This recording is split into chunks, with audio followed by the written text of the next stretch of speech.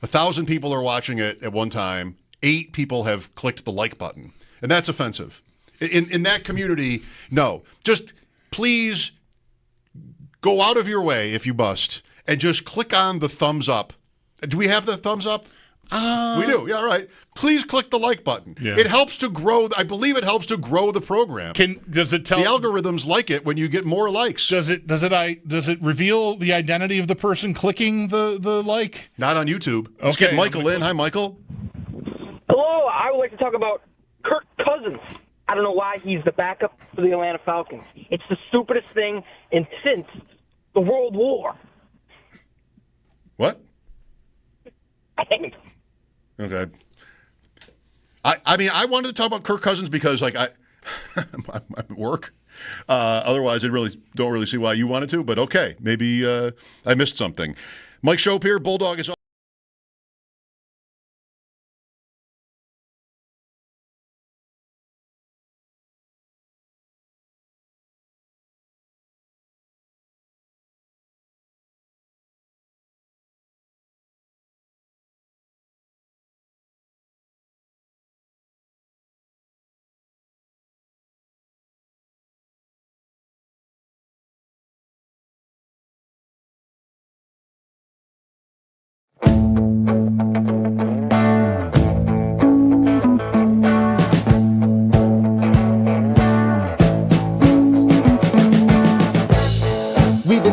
Since so long, all the fields are gone. Fella stopped me on the street last night, said everything's alright. Roller coaster, make it through the day upright. It seems your meal ticket is gone, but life goes on. I could never imagine something better. Yeah, right. Now you're cooking on high heat in the middle of the street. Roller coaster, take me to a better time. Let's go! All sing your high line with the roller coaster of life. It's time to all choose your timeline on the roller coaster of life.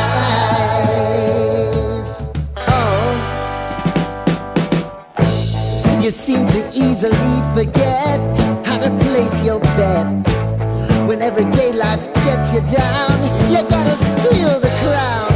Got to own it. Don't bitch and moan about it, please. God forbid you scrape your knees, and it's nothing to sneeze at. Oh, I've told you over and over again. You gotta get both hands around it and make your own plans. Roller coaster, it's taking over, it's about time.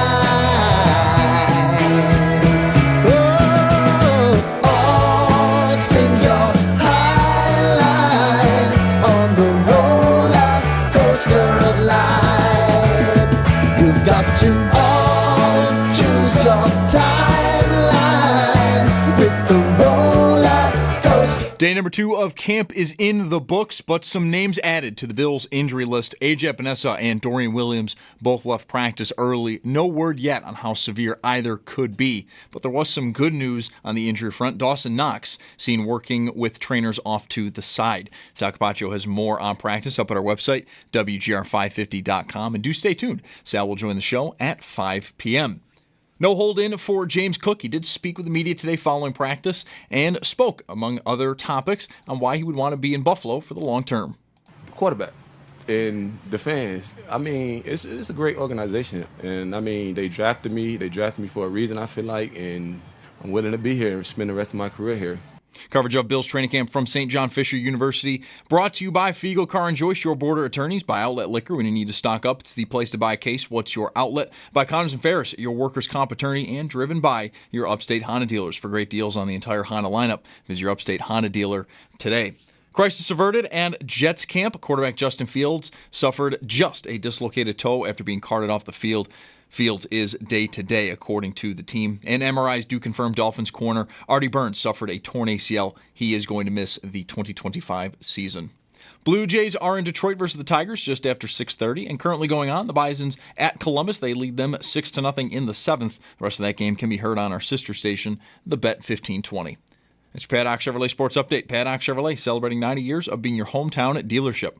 I'm Zach Jones for WGR Sports Radio 550.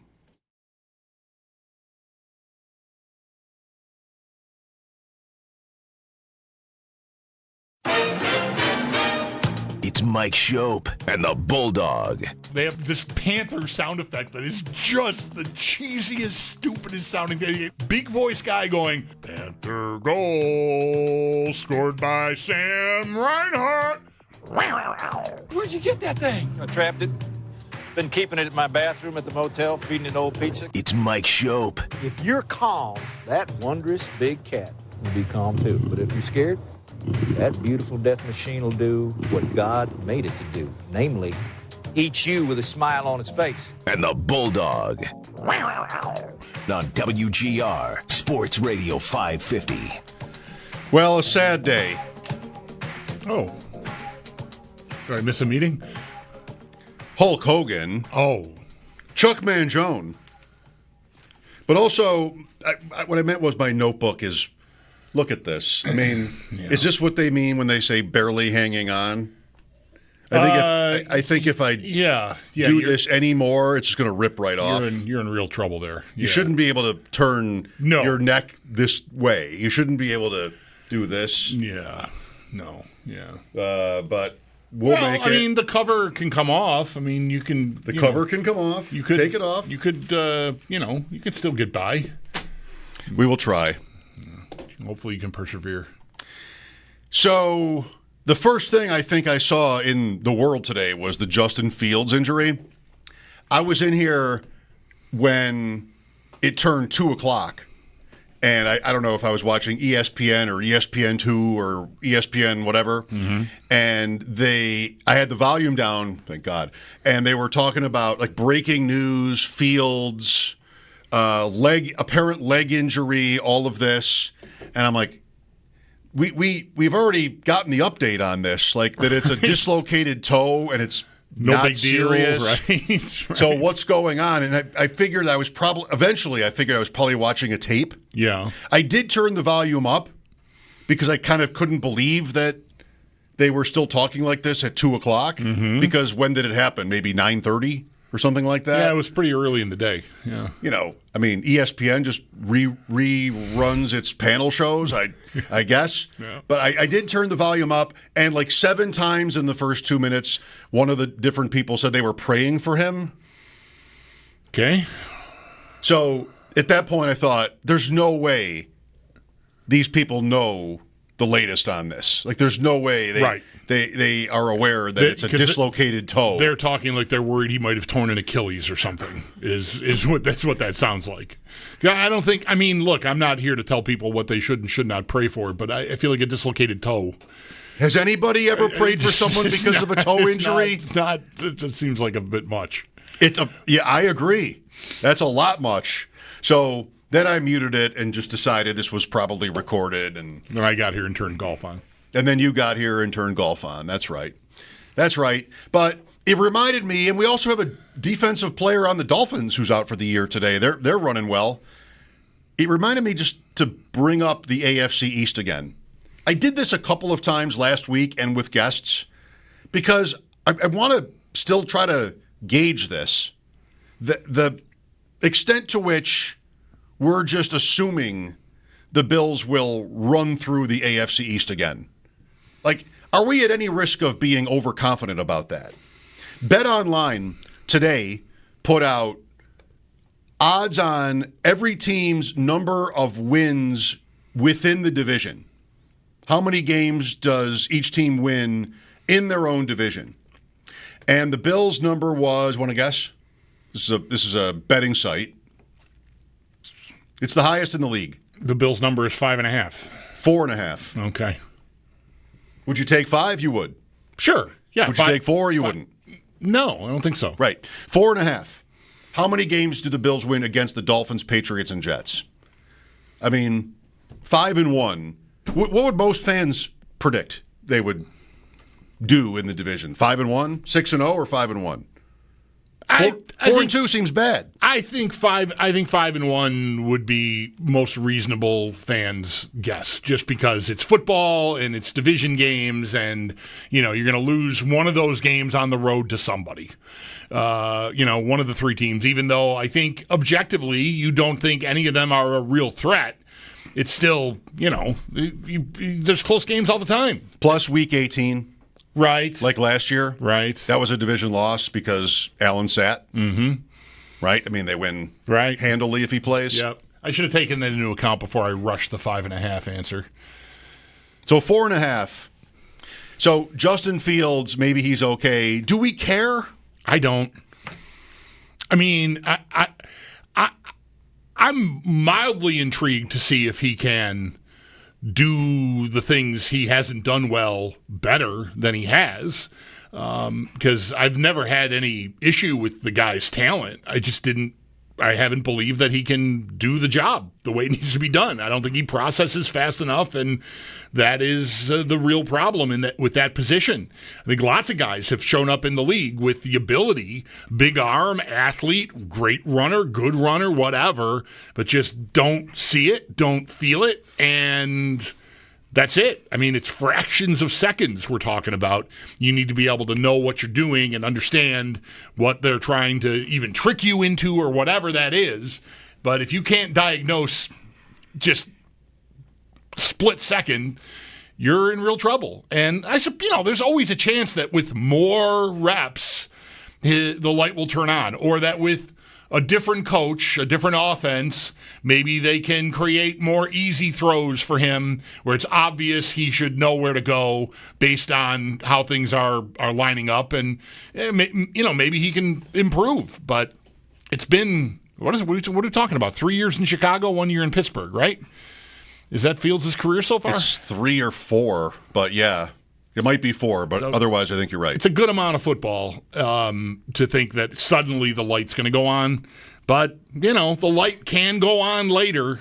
It is 3. For other, for players. So it's possible anyway. I wouldn't want to completely rule it out, but I'm not optimistic. Like, I saw that news, and all I really thought about was your fantasy interest in Justin Fields. Oh, I'm flattered. Not like, oh, good, I don't have to worry about the Jets now.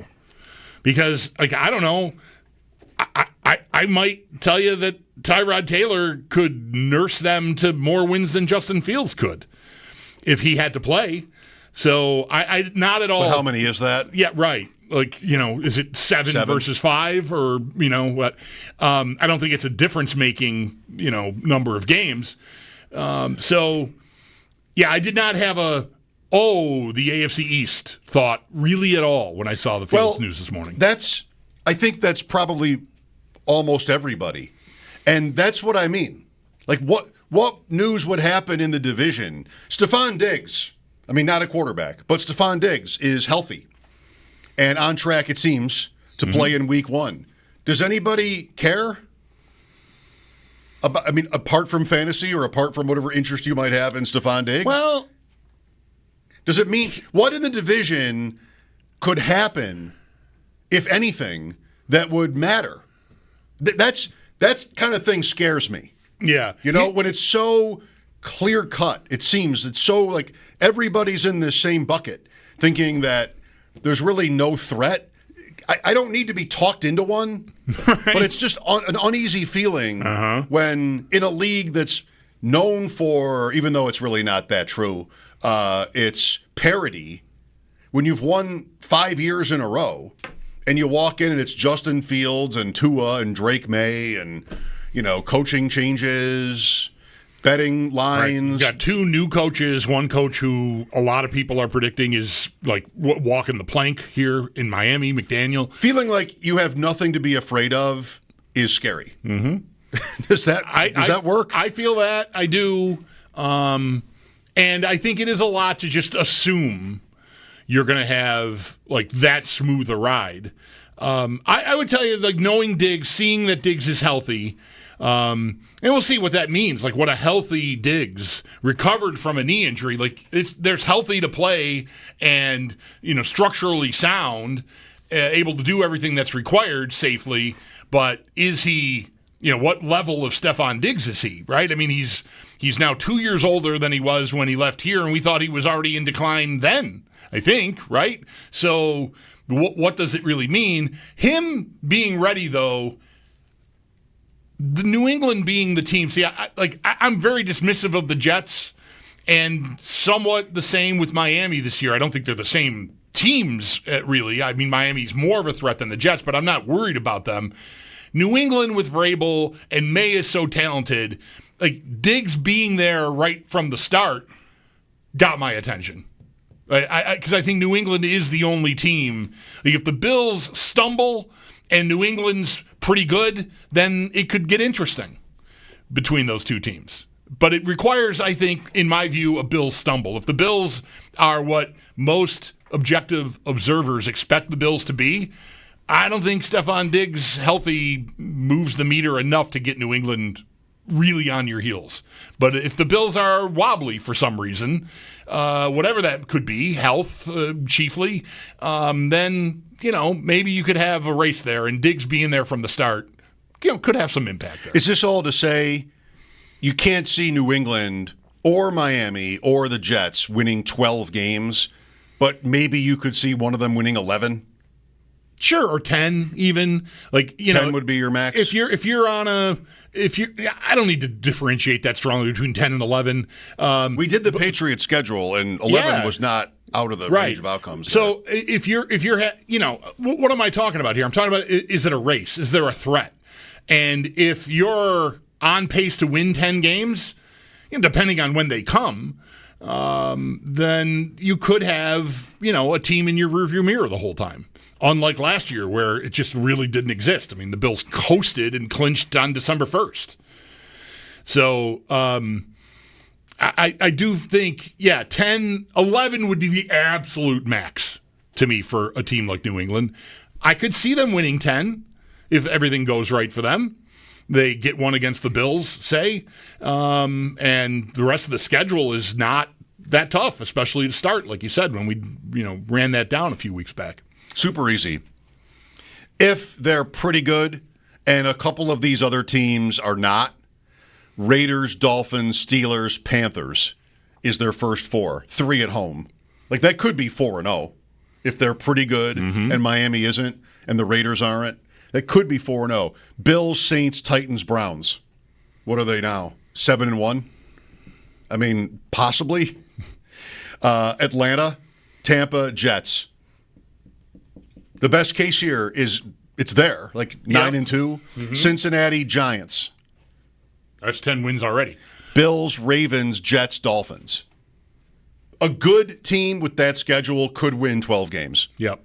Without beating the Bills once. Are they good, though, right? Are they good? is the question. I think anything less than 9 would be bad for New England. With that schedule. I think they should.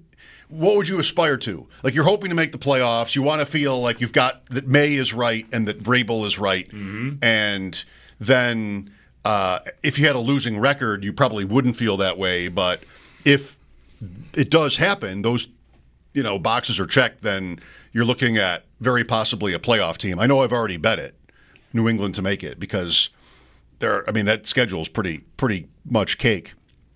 803-0550. Are we all a little bit too confident in the division? Maybe not. I always take my cues from the markets, and the markets think, relax. Walk in the park. Yeah. Pretty much. But it's just not that kind of league. That's not the league I know.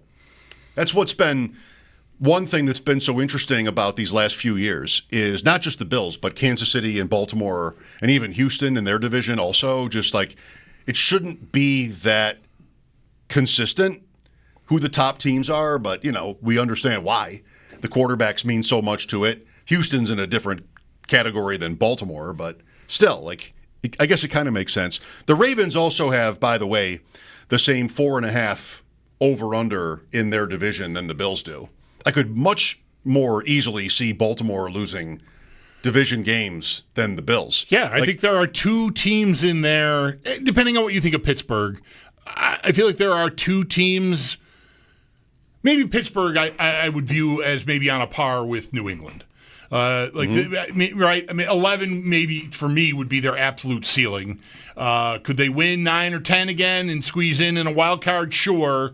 I think Cincinnati, even with their flawed defense, I would view them as more of a threat than any of the AFC East teams. So right there, Baltimore's got, to me, 2 games that are harder than any games the Bills have in the division. And then Pittsburgh is maybe at worst a push with New England. So yeah, I agree with you. And you always make this point about the Pittsburgh-Baltimore games. Right, 18-16 or whatever the heck that score is, 16-15. It's this low-scoring slugfest kind of game, and anybody can win that game if that's the kind of game you have. You can hold Lamar Jackson in that Baltimore offense to under 20 points, you got a chance to beat them. Any team would have a chance to beat them. I mean, it's not a lot of points.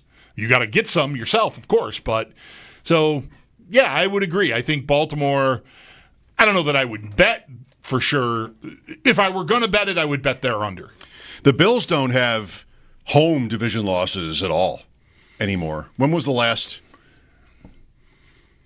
division loss at home? It might have been the New England win game. Does it go that far back? It could have been that, or if the Jets won here in a meaningless game at the end, that happened. But really, it's been years. The Browns won in Baltimore last season. I mean, they picked second overall, but they won. I mean, the Ravens last year lost at home to the Raiders and the Browns. That was nice of them, wasn't it? Yes, it was. Elijah Moore, 8 for 85 in that Browns upset in Baltimore. Well, I don't know. I'm not trying to talk myself into one of these other teams, giving the Bills a run. I could see it with the Patriots. I want to say I could even see it with the Dolphins because they've done that. It's not as, I think, complete a roster as it was 2 years ago. They've had injuries and other stuff, but I mean, the offense can really cook when it's right. So in that kind of a season, Miami could be a little bit dangerous, but it's kind of hard to construct that. That the Bills are going to have to really work for the division title. And just none of this is anything they would ever say because it's when you get cocky. It's when you become vulnerable, Bulldog. I learned this from you. When you get too cocky, when you're too sure I taught you something of yourself, that's when you have to watch out. 21, that New England win game is the last divisional home loss for the Bills. I just ran through what a fluke. Last few years. You're right. That was, too. Right. So that means... Now I want to maybe go back from there even and see before that, what was... So they've won at least 9 straight at home in the division. 3 years in a row undefeated. That would be? That's 21, you said? Yep. Here's Mike with us. Go ahead, Mike. Hey, guys. Thanks for taking my call. You're welcome. So you guys were talking about the New England schedule and whatnot, and I'm 53 years old. I've lived in Buffalo all my life, and I'm not a Bills fan. I'm actually a Saints fan, and that's a whole other story. But I think the big concern for the Bills would be not so much New England or the Jets catching them for the division. Are they good enough to ding them one of those games to hurt them for the 1 seed? Mm-hmm. I think that's the biggest concern because the Bills are too good. I think there's such a gap there that I don't think the division's in jeopardy. But they get those 1 or 2 losses every year that cost them that 1 seed. And I think if New England's good enough, like you guys say, with that schedule, whatever, and they get some confidence and they ding the Bills one of the games, or maybe the Jets do, it's that 1 seed. I think that's really the thing they got to watch out for. Yep, makes sense. Thanks, Mike. And that should be, is that not what everyone is? I don't know if the team is openly talking about it, but within the fan base, not that that's new. We've been talking about it ever since they got good, right? You want to get the 1 seed, want to get these guys at home, even though we know now that they've lost 2 home games to end their seasons in the playoffs pretty recently. Is the week off is more than even getting them at home. Being at home is a bonus. Only having to play 2 games to get to the Super Bowl is the prize. And as we've seen, I made the point numerous times.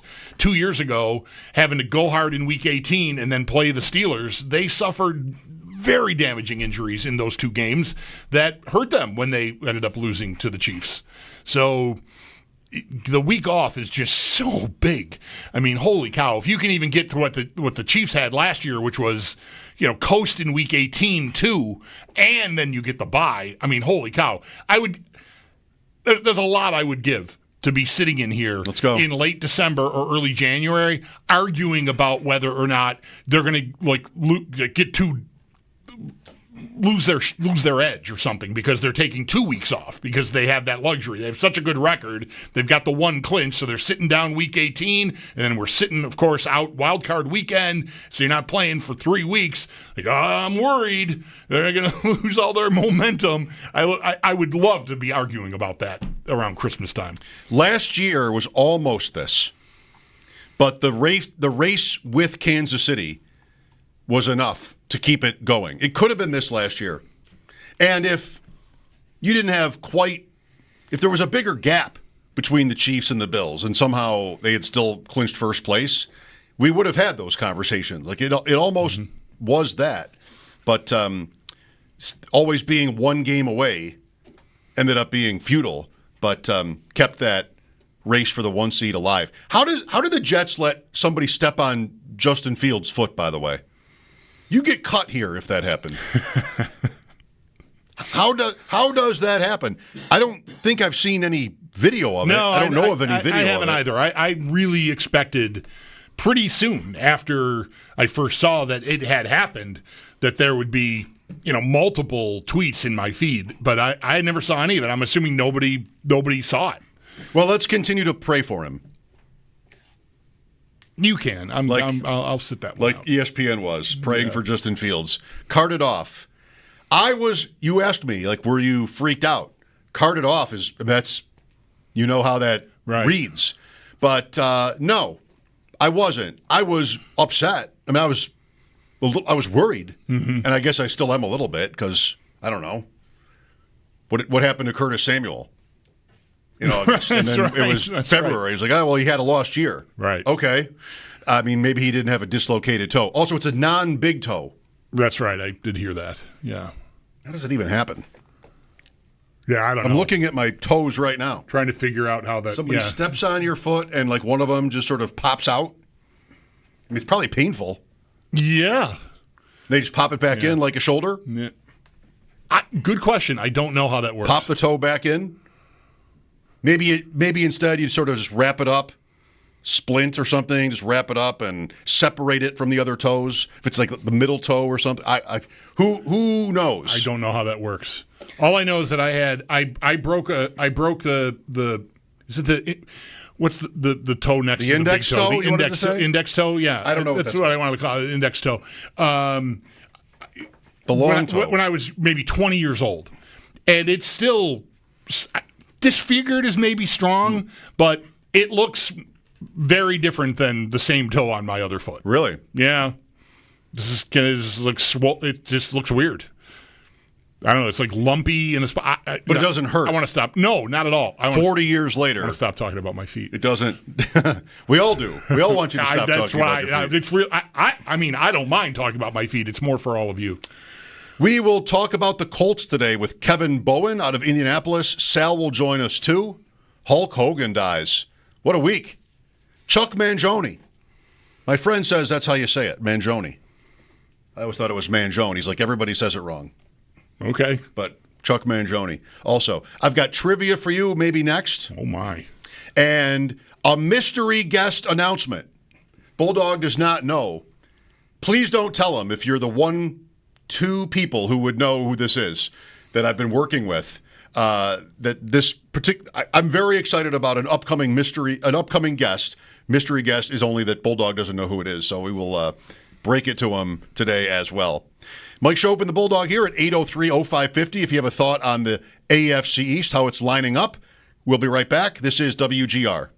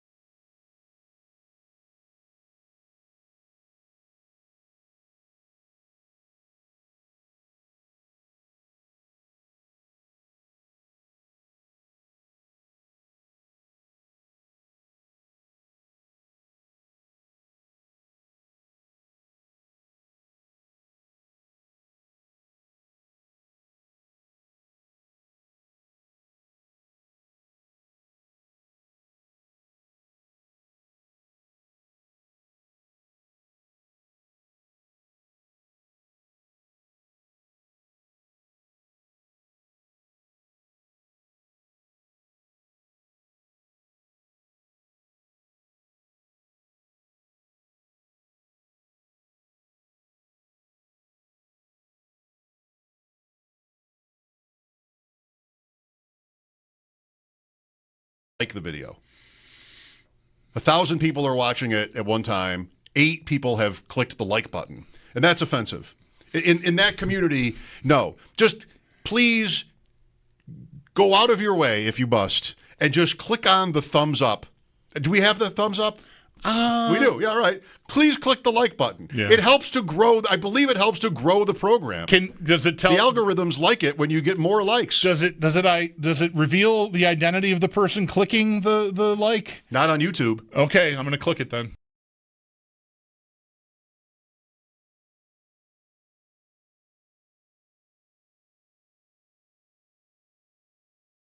For me to have taken up 4 pages in this notebook of mine, my trusty notebook, on mock schedules, on fake bill schedules. Whose idea was that?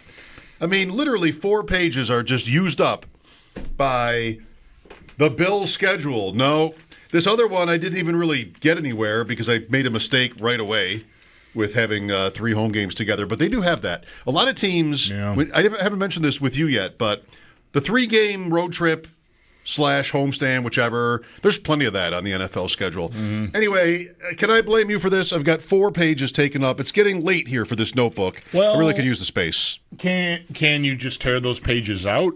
I mean, I would never. That's not going to replace the pages. You would never. No reason to. It doesn't erase them. Like you said, right? Right, but they're out of there. Like, if it's annoying you that they're there, it's annoying me. You have no use for them. You're I wouldn't think ever really going to need to look at a mock bill schedule. No, but there could be something useful on the other side. That. Oh, I see. I didn't know. I'm on the backs now. I thought maybe you were. I apologize. I didn't understand the gravity of the situation. I thought. I'm not sure you still do. I thought you had 2 pages with 4 schedules, front, back, front, back. No. Tear those out. They're gone. What I do is go all the way to the back using the fronts, and then come all the way back the other way using the backs, like a normal person would do. This is the most insane assertion you've ever made on the show. What are you talking about? Ever. You would use the back of a page? Front, back, like you're reading a book. Yeah, like a normal person. Really? Yeah, front, back, front, back, front, back. That's how you turn pages. What are you doing? Front, all the way. Wow. I don't really know what to say. Well, it's going to come out the same. Sure. Oh, look, here's a schedule. Hey, nobody's still on the team, I bet. It's more than 10 years ago. I doubt there's a single guy that was on that team that's still there. Maybe. Like a kicker or something, but I doubt it. Man, we're like 10 minutes into the week, and time is just kicking my ass over here. You're having a shocker of time. Time has got the jersey pulled up over my head, and then I'm like, where are the linesmen? How about just go to look, this won't be hard. Just search it. Just like, hello, phone. Where is Mighty Ducks Game Changers? Like Disney Plus. Great. Look how easy that was. Go to Disney Plus, not there. Only the trailer. Oh, boy. I don't know. Yeah. All the other Mighty Ducks things are there. The show has never sounded older. Yeah, the show has I know. The best. Now I'm going to get defensive. Just point out that my daughter is 13. All right. I mean, I can't be that old if I'm not Larry King. Now the show really sounds old. Who's that? Seattle. Has the show ever sounded older? Seattle in the NBA Finals. F-. I like this point. F- to me seems like just, like a cartoon. Right. Not a real. Yeah, F is the lowest. Yeah, it was like Bugs Bunny, the teacher. Like, what are we doing here? F-. The show ever sounded older. The Bengals food. See, kids, Bugs Bunny was a cartoon character. I did see the Scouts play in Buffalo. Yeah, I saw a Kansas City Scouts game as the show ever sounded old. Well, I'm going to be mad about this, but I'm not going to sacrifice my jersey number for it. Matthew Golden, that's taking it pretty seriously. So I went through thinking about numbers. I think I like 22 on a wide receiver. Bob Hayes. Yeah, works. Hey, can you think of another one? No. That's why I like it. Has the show ever sounded older? To me, 22 doesn't strike me. Well, I mean, certainly Bob Hayes. It does not strike me as a slow number. It's one of the. He was like an Olympic 100-yard dash champion. That was his brand. Has the show ever sounded older?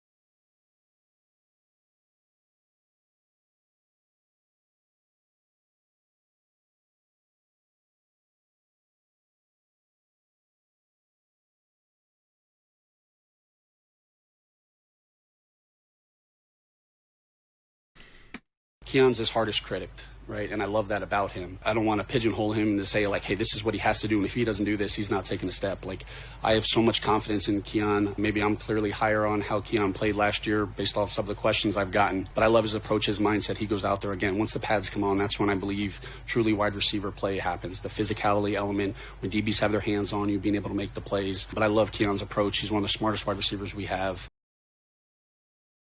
Joe Brady on Keon Coleman, of course. Right? It's all actually great. Could Keon Coleman actually be his harshest critic? Maybe.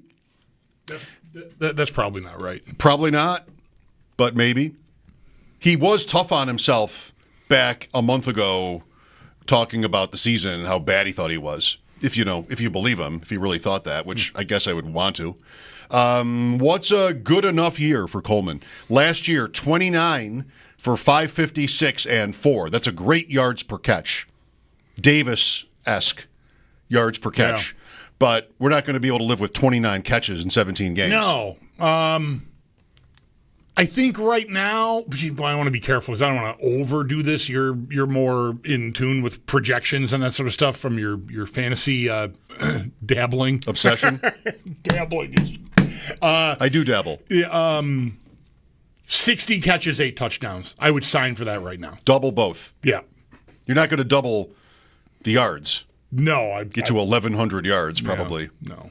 What a player, though, if it's 60, 1,108. I mean, that's big time. That's hot. Yeah. That's hot. That's a threat. So you like 60.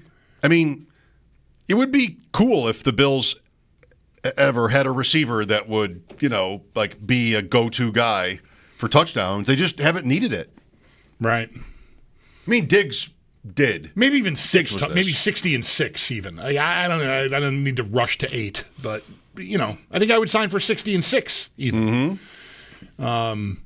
900 yards or something, 800 yards. I don't know. I would definitely take that season. Yeah, for him. And I think that would be good. Yeah, and I'm not saying like that. That's that's the best he could do. I think that would be a good second season for him. I don't know that I would then expect him to go to like 90 the next season or something. But that's a dependable receiver. I think it's not earth-shattering. It's not like franchise alpha dog kingpin number 1 guy, but it's good. And I would take good right now from Keon Coleman. Me too.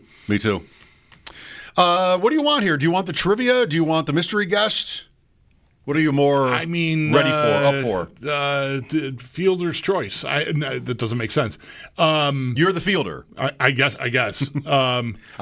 I'm the pitcher. I would like to save the 20 questions exercise about the mystery guest for when I am more warmed up. Okay. Not that considering the heat. Not that I treat the 3 o'clock hour like batting practice or something, or like the driving range. But I think I'd rather get to that later. You want the trivia? Yeah. Okay. This is more just an opportunity to name some fun names. Okay. More than anything else. Mm-hmm. There's nothing bad here. Like if you bomb on this question, nobody should blame you, really. Like it's pretty obscure, random question. I appreciate knowing that ahead of time because I'm definitely, the potential to bomb is always there. It's always. Let's go back to the year 1995, 30 years ago. Mm-hmm. What do you remember about the Bills season? David White. Right. The David White game. An interception late in a game, late in the season against Miami that led to a division title. Not the most memorable game necessarily. 2 weeks later, they met again in the playoffs. The Bills had 341 yards rushing in that playoff game. More memorable. Yes. All right. David White is more memorable to me because I was there, and I was not there for no important games at all. Through the 90s, the only other game I went to was the Raiders' regular season loss in 92, is that? Or 93. Or 93, I can't remember They played them in the 93 playoffs. Yeah. I think that was the same. Hostetler. Yeah. I think that was the same year. I went to that game, and that felt horrible. Because, I finally get to go to a game, the Super Bills. They lost. Yeah. But David, I was at that David White game. In 1995, the Bills played 18 games. 16 regular season, 2 playoffs. And according to the great Gridiron Uniform website, which has the announcers for every game, they had 12 different play-by-play announcers do all of their 18 games in 1995. How many can you name? Oh, my gosh. Oh, no. We're just going to remember some names here. Now, listen. 1995. 1995. The Bills in 94 came down. They missed the playoffs, but the previous 4 years were Super Bowl years. So they often, like now, drew the top primetime games, top crews. So this is not, I'm not asking you to tell me who broadcast their games in 1985, which would be a very different list. Thank you. You're right. It would be college interns. College interns called 11 of their games in 1985, and there were only 16. All right, so who is somebody that called a Bills game in 1995? Dick Enberg has to be on Dick this list. Enberg is right. It might have only been one, but he is right.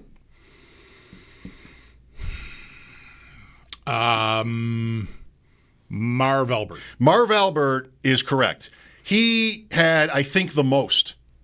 He had the playoff game in Pittsburgh that they lost to end the season. Bruce Smith flu game. Right. He had a couple of late season games that were important, maybe even the David White game. Maybe. He had Chris Collinsworth in the booth. Okay. That was his partner in 1995. So Marv Albert is correct. You got 2. Who else? I like the trivia of who did the Tim Tyndale game. Because this might have been the only NFL game or Bills game, I should say, that this person ever called for the network. All right. I don't want to get too hung up focusing on that because I'm not sure. I Fair. Whatever. I mean, it's going to be one of the random people who hopefully their name pops into my head soon because right now I'm sitting on one name and I don't know if it's going to be right at all, but I'm going to just say Dick Stockton. Incorrect. Darn. I mean, why not? Why he was sick. They did not get Dick Stockton, but they did get several other legends. Enberg is a legend. Marv Albert is a legend.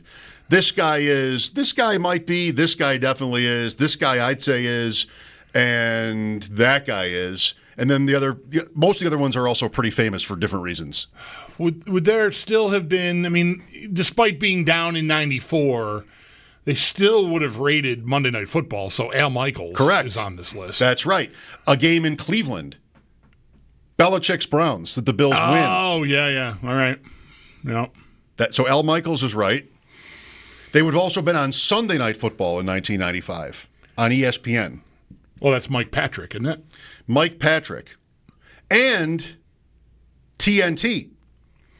Oh, they split Sunday Night Football in these years. Yeah. And their opener in Denver was on TNT. That is the first my debut on the radio was the Monday after that game. I thought so. And I think my dad called in, and it was awkward. And it has never, 30 years now, it has never not been awkward anytime someone who is a friend or family calls the show. And I know it. If I don't know it and it just goes by without them identifying themselves, it's fine. As soon as they tell me, like, hey, it's your friend, whatever, like, I don't know, a switch flips and I just make it weird.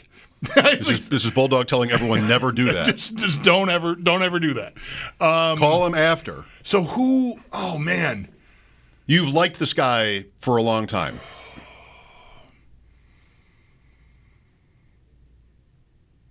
Boy, I just don't know. I will tell you that Ernie Johnson was on the sidelines. Wow. You're going to have to give me the TNT guy. Vern Lundquist. Oh, man. Yes. So, love Vern Lundquist. Announcers who called Bills games in 1995 for the network. Vern Lundquist, Al Michaels, Marv Albert, Dick Enberg, Mike Patrick, the late Mike Patrick. You're not getting the Dolphins game, guy? With Dick Vermeil? I've never spoken to him. I'd love to. The only other name that is springing to mind here is not someone that I would expect you to describe as a legend. But is Greg Gumbel on this list anywhere? No. Okay. Too early for him, probably? I don't know. Maybe. Okay. Wasn't a fan. Yeah. I don't I do not remember who called that playoff game. Brent Musburger. Oh. Yeah. So look at do we pass the test here for this question? Like the Brent names on this list. NFL play-by-play. Like I don't remember that even ever happening. I remember him, obviously, NFL Today with Jimmy the Greek and Phyllis George. And he did a few Irv playoff Cross. games for ABC. I don't remember him in the booth at all. At college games, yes. The biggest. Do not remember him in the booth for NFL games. Musburger might have had, Vince Young, USC, Matt Texas. Leinart. Yeah, he might have had that. So here are a couple more. Tom Brenneman. Okay. Right? Like that's a funny name to have be on a list like this for CBS, I think. Or was it even Fox then? Maybe it was Fox then. 1995. No, it would have been NBC and CBS, I think. 95? Yeah, because Enberg was NBC, right? Yes. So, I don't think Fox was in the picture yet. Okay. It still would have been CBS and NBC, I think. Very well. Like CBS doing the NFC games. Very well. Tom Brenneman, Kenny Albert. Wow. Right? That's pretty early. It is. 1995, the home opener against Carolina, with Frank Reich being quarterback for Carolina. Kenny Albert with Anthony Munoz. Okay? Wow. Are you having any fun yet? Wow, these are some names. Dan Hicks. Wow, Dan Hicks. That's very early for him too. I think. I think right? he did some NFL before he went over into golf and swimming. Right. He's still working. He had the Open last week. On the Open, that's right. Dan Hicks called a Bills game in 1995. Jim Lampley. Get out of here. Jim Lampley did one Bills game in his career. And it was 1995. The home game against Seattle in 1995 was Jim Lampley. Right? Good? Yep. Tom Hammond did several games for the Bills. I thought he was very good. And who did I not mention? Jim Donovan. Don't remember Jim Donovan at all. Wasn't he the Browns announcer? It sounds right. Tom Hammond is like horse racing, right? Like he does a lot horse of racing. He does a lot of the NBC horse. Even now, I think he yes. still does that. Like Right? what range here we've got? Right. Lampley, boxing. Hicks, golf. Lundqvist, college football, golf, the Masters. Tom Hammond, horses. Kenny Albert, hockey might be his most. Marv Albert, everything. And basketball, Knicks, quintessentially right. basketball. And right. Musburger. I mean, this is a pretty good list. That is a really good list. Al Michaels, yeah. Al Michaels. Right. Yeah. Yeah, that is a who's who.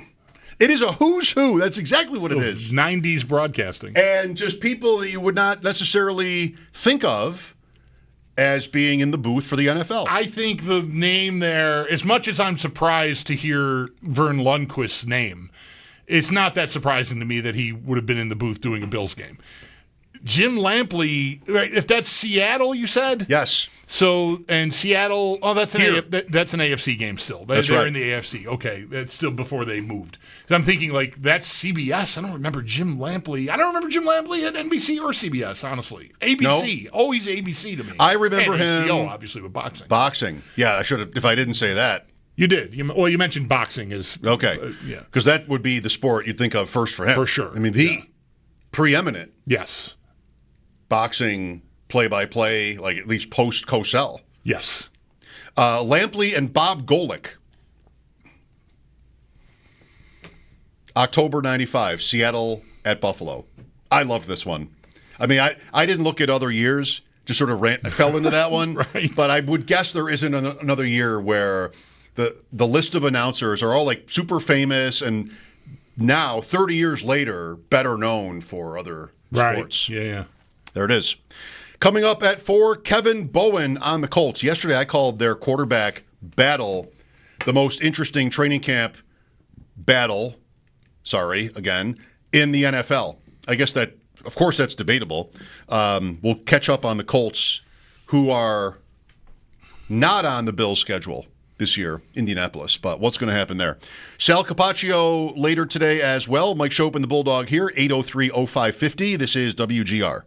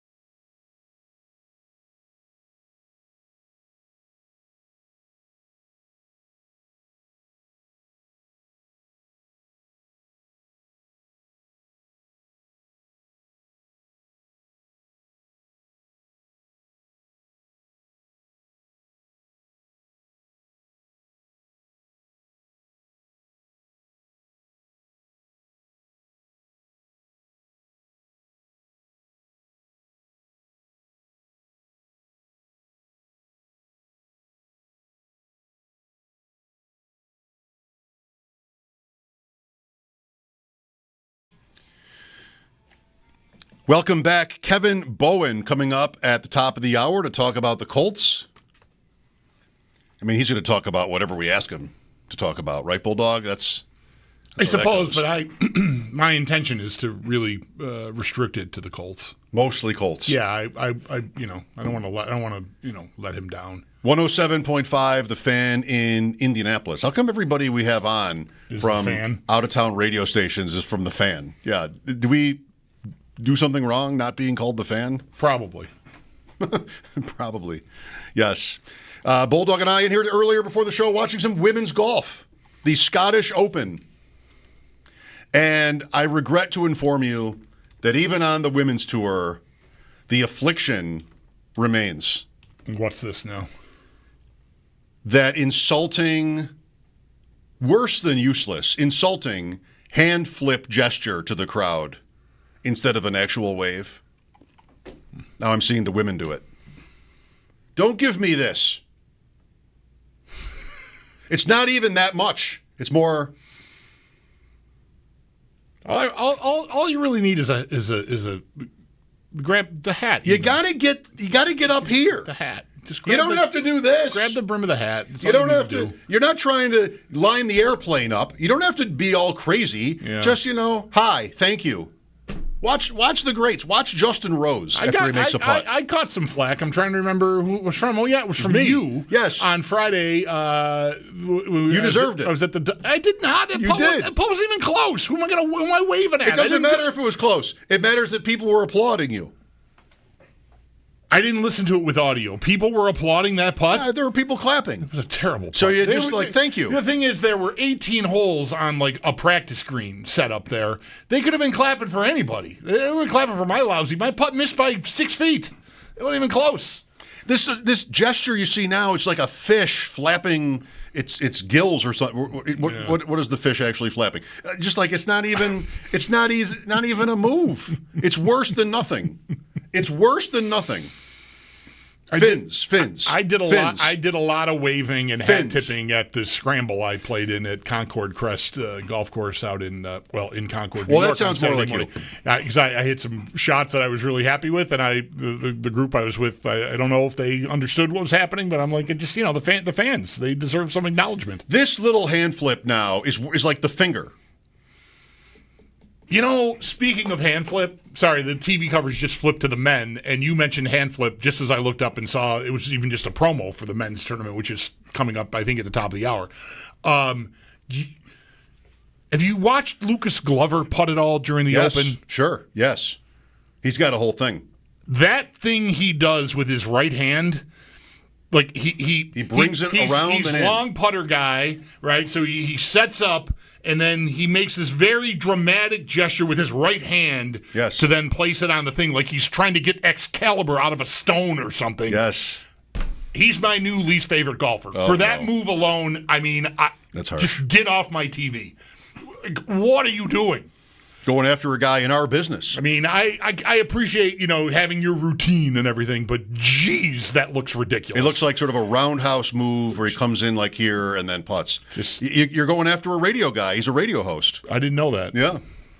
I've listened to his show. Does he work at a station called The Fan? Probably. Don't we all? Everybody but us. Yeah. In sports, works at The Fan. I cannot stand the way that move looks when he goes with that right hand to get on the putt. Well, I'll tell you what. It makes me nuts. I bet if he makes that putt, he does this, or at least this, but not this. Schauffele does this. Schauffele comes and gets to about his belly, and he's just like a little swim move with his hand. That's his wave. You want a little get more, out of here. you want Stop more it. Than that. Yeah. You should get fined for that. Nobody cares about your people do care about your golf. If it weren't for the fans, you just play on your own time. But you're a millionaire because of the fans. You got to give them more than like a little fish move. Fish move. It's like a fish move. It's terrible. You're welcome, people watching us on YouTube and Twitch. The listeners, I apologize. I did not explain any of these moves. The fish move, what is that? We have a slight difference of opinion. I hear you and respect the wave thing. The Lucas Glover thing makes me madder than anything in golf right now. You just don't like the long putter, which I don't like the long putter. Whatever. He doesn't have the market cornered on the long putter. It's just I don't know. It just annoys me. It just looks ridiculous to me. All right, we'll get back into this later. Kevin Bowen next on the Colts here on WGR.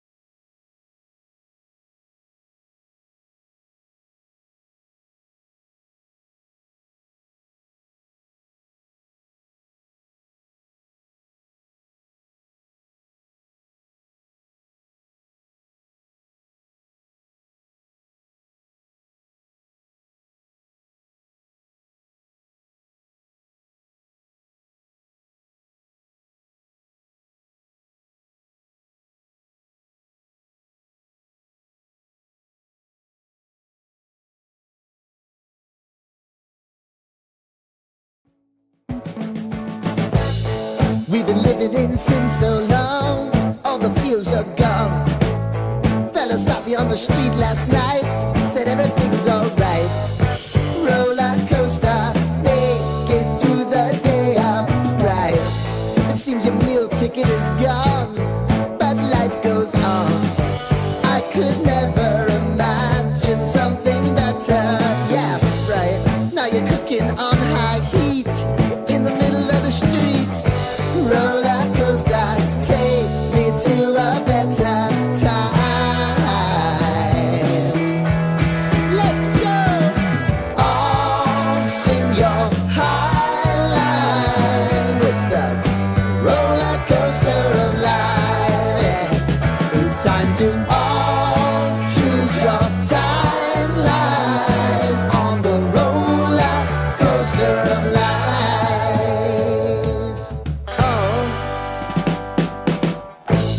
You seem to easily forget how to place your bet. When everyday life gets you down, you gotta steal the crown. Got to own it. Don't bitch and moan about it, please. God forbid you scrape your knees, and it's nothing to sneeze at. Oh, I've told you over and over again. You gotta get both hands around it and make your own plan. Sorry for the radio listeners. You know, this move right here, just waving in planes.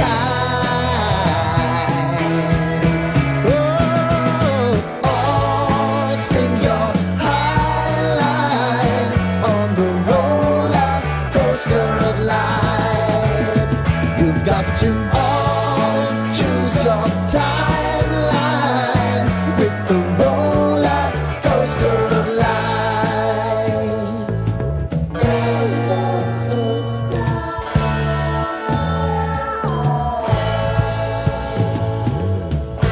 I want to go down the rabbit hole, down the rabbit hole.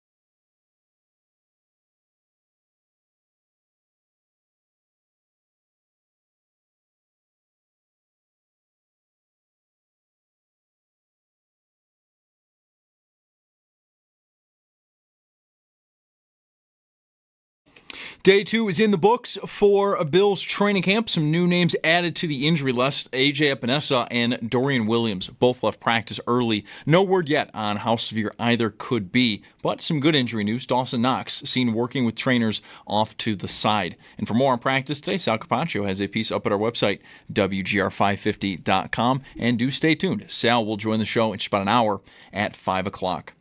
No hold-in for James Cook. He did speak with the media today following practice, and one of the things he did speak about was why he would want to stay in Buffalo for the long term. Quarterback and the fans, I mean, it's a great organization. And, I mean, they drafted me for a reason, I feel like, and I'm willing to be here and spend the rest of my career here. Coverage of Bills training camp from St. John Fisher University is brought to you by Fiegel, Carr & Joyce, your border attorneys. By Outlet Liquor, when you need to stock up, it's the place to buy a case. What's your outlet? By Connors & Ferris, your workers' comp attorneys. And driven by your Upstate Honda dealers for great deals on the entire Honda lineup. Visit your Upstate Honda dealer today. Crisis averted at Jets camp. Quarterback Justin Fields suffered just a dislocated toe after being carted off earlier this morning. Fields now is going to be day-to-day, according to the team. And MRIs do confirm Dolphins corner Artie Burns suffered a torn ACL. He is set now to miss the entire 2025 season. And then in baseball, the Bisons took care of business earlier this afternoon. They win against Columbus 7-1, while the Blue Jays in Detroit versus the Tigers. That game will get going just after 6:30. That's your Paddock Chevrolet Sports Update. Paddock Chevrolet celebrating 90 years of being your hometown dealership. I'm Zach Jones for WGR Sports Radio 550.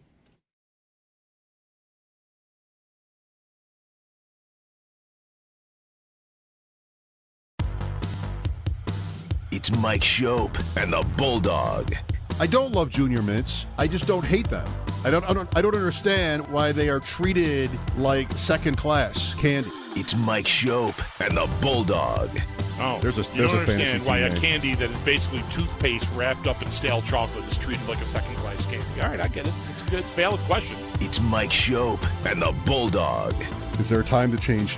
You know, the 3 teams I've drafted this year, second-class candy is pretty good. On WGR Sports Radio 550. Cracklin' Mint Mounds. Cracklin' Mint Nuggets. What Just trying to think of new. What just happened in here? Trying to make Bulldog. I'm trying to keep life interesting. I'm trying to find new ways to enliven things. Mm-hmm. New fantasy names that are fun and funny, unlike your usual team name, which is like Bulldog's team. And those things that you just said are examples of things that you Yes. think are funny? Yes, that's what just happened there? Still maybe I'll name a team Bulldogs team. That'll be funny to me too because it's my team. With us now on the Wester Hotline is Kevin Bowen, 107.5 The Fan in Indianapolis. Kevin, how are you? Great, guys. How are you guys doing? Pretty good. You're out at Colts camp. Is it 1 billion degrees there like it seems like it is everywhere else? Here we're over 90 today. Indeed. Made me grateful for morning practice. Yes, 1 billion degrees, and I'm really glad they're not practicing right now. That's on the Kelvin scale, by the way. The billion? Billion, approximately. Kevin, I think you might have the most interesting, I always use the word battle, I apologize, training camp battle in the NFL with Daniel Jones and Anthony Richardson. Would that hold water for you, for me to say that? And so far, how's it going? Yeah, I mean, if you're a Colts fan, you might call it horrifying, not interesting, but I definitely understand where you're coming from on that. It's pretty rare, I think, today's NFL to get true quarterback battles. And, you know, even if you got one, maybe it's like, oh, will the rookie start or will you let the veteran, you know, the 32-year-old, right, whatever, 35-year-old take it for a year? That's not this. This is 2 former top 10 picks and, you know, one that obviously didn't work out in a major market in Daniel Jones, and then obviously whatever Anthony Richardson's first 2 years, how you would describe him from, you know, the flashes of highlights to way too often not being available for his team, and then obviously some accuracy struggles when he has played. So, yeah, right now just a full split. Richardson a few more on the first day, Jones a few more today, and it sounds like that will be the plan of attack for, you know, the foreseeable future here, and we'll see how long into August they go. What kind of sense do you get as far as how the fans are approaching this? Are they watching like you would watch the Blair Witch Project, like with your hands over your eyes and just sort of peeking out? Because Richardson has been uneven, maybe to be kind, and Jones, I just don't know. I'd have a hard time getting behind either guy myself. How do you think the fans are looking at it? Yeah, I'd say reluctantly behind Richardson. It's kind of funny. We had a listener reach out and say, I'm ready to see Daniel Jones the other day. And so I was like, all right, this would be a good time for a little Twitter poll. And so we put it out to our show audience. And I think over 80% said they'd rather see Richardson start. He has yet to have a healthy offseason in his NFL career. And, he's had about as close to one as you could have hoped for. So, again, do you give this guy who was labeled the project of all first-round projects a chance after the healthy offseason? I can certainly hear that. Let's say Daniel Jones creates a little bit more of a, hey, we're dropped in the ocean, at least we're staying afloat mindset at quarterback. Well, this team has done that with Gardner Minshew. They've done it with Carson Wentz. Jacoby Brissett, they've done the 7, 8, 9 win song and dance, and it's gotten them nowhere. So, honestly, I think some are like, you know what, at least Richardson's more entertaining, and if it really bombs, well, maybe we'll get another Manning here. Right. Do you have a sense of how much of a factor his tapping out of that game last year is in all of this? Because whenever we talk about him, and this even came up on our show yesterday before we even knew you were going to be on with us today, Kevin, that to me, if that's the tip of the iceberg on things that he might not know or understand about being an NFL quarterback or just a football quarterback, period, then I could understand why a coaching staff would be reluctant if, like, the team is looking at him going, what did he just say? What does he not know? What are we doing here? I could understand a team being reluctant to put him back in a spot where, they're all counting on him. Yeah, in asking that question, you said something to the effect there in the middle of like, he doesn't get it or something along those lines. Yeah. He didn't understand, I guess, what tapping out truly meant.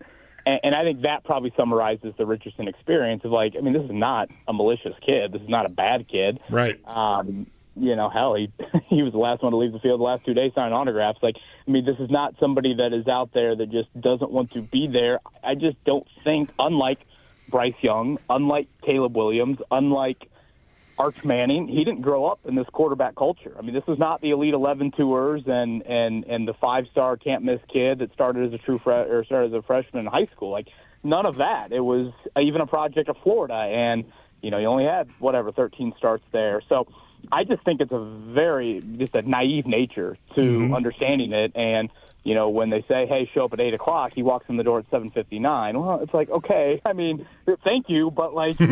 We would like just a little bit more urgency out of you. And I think at times you see that in his play as well. You're not late, but you're late. Right. Interesting. Kevin Bowen, our guest on the Colts here.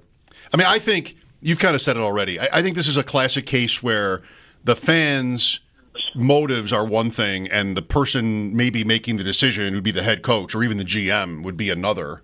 We have this with the Giants too, I'd say, where like – they've got to win to stay on, but what's in the best interest of the team? Richardson, see that through, and there's no way you could say they've done that yet.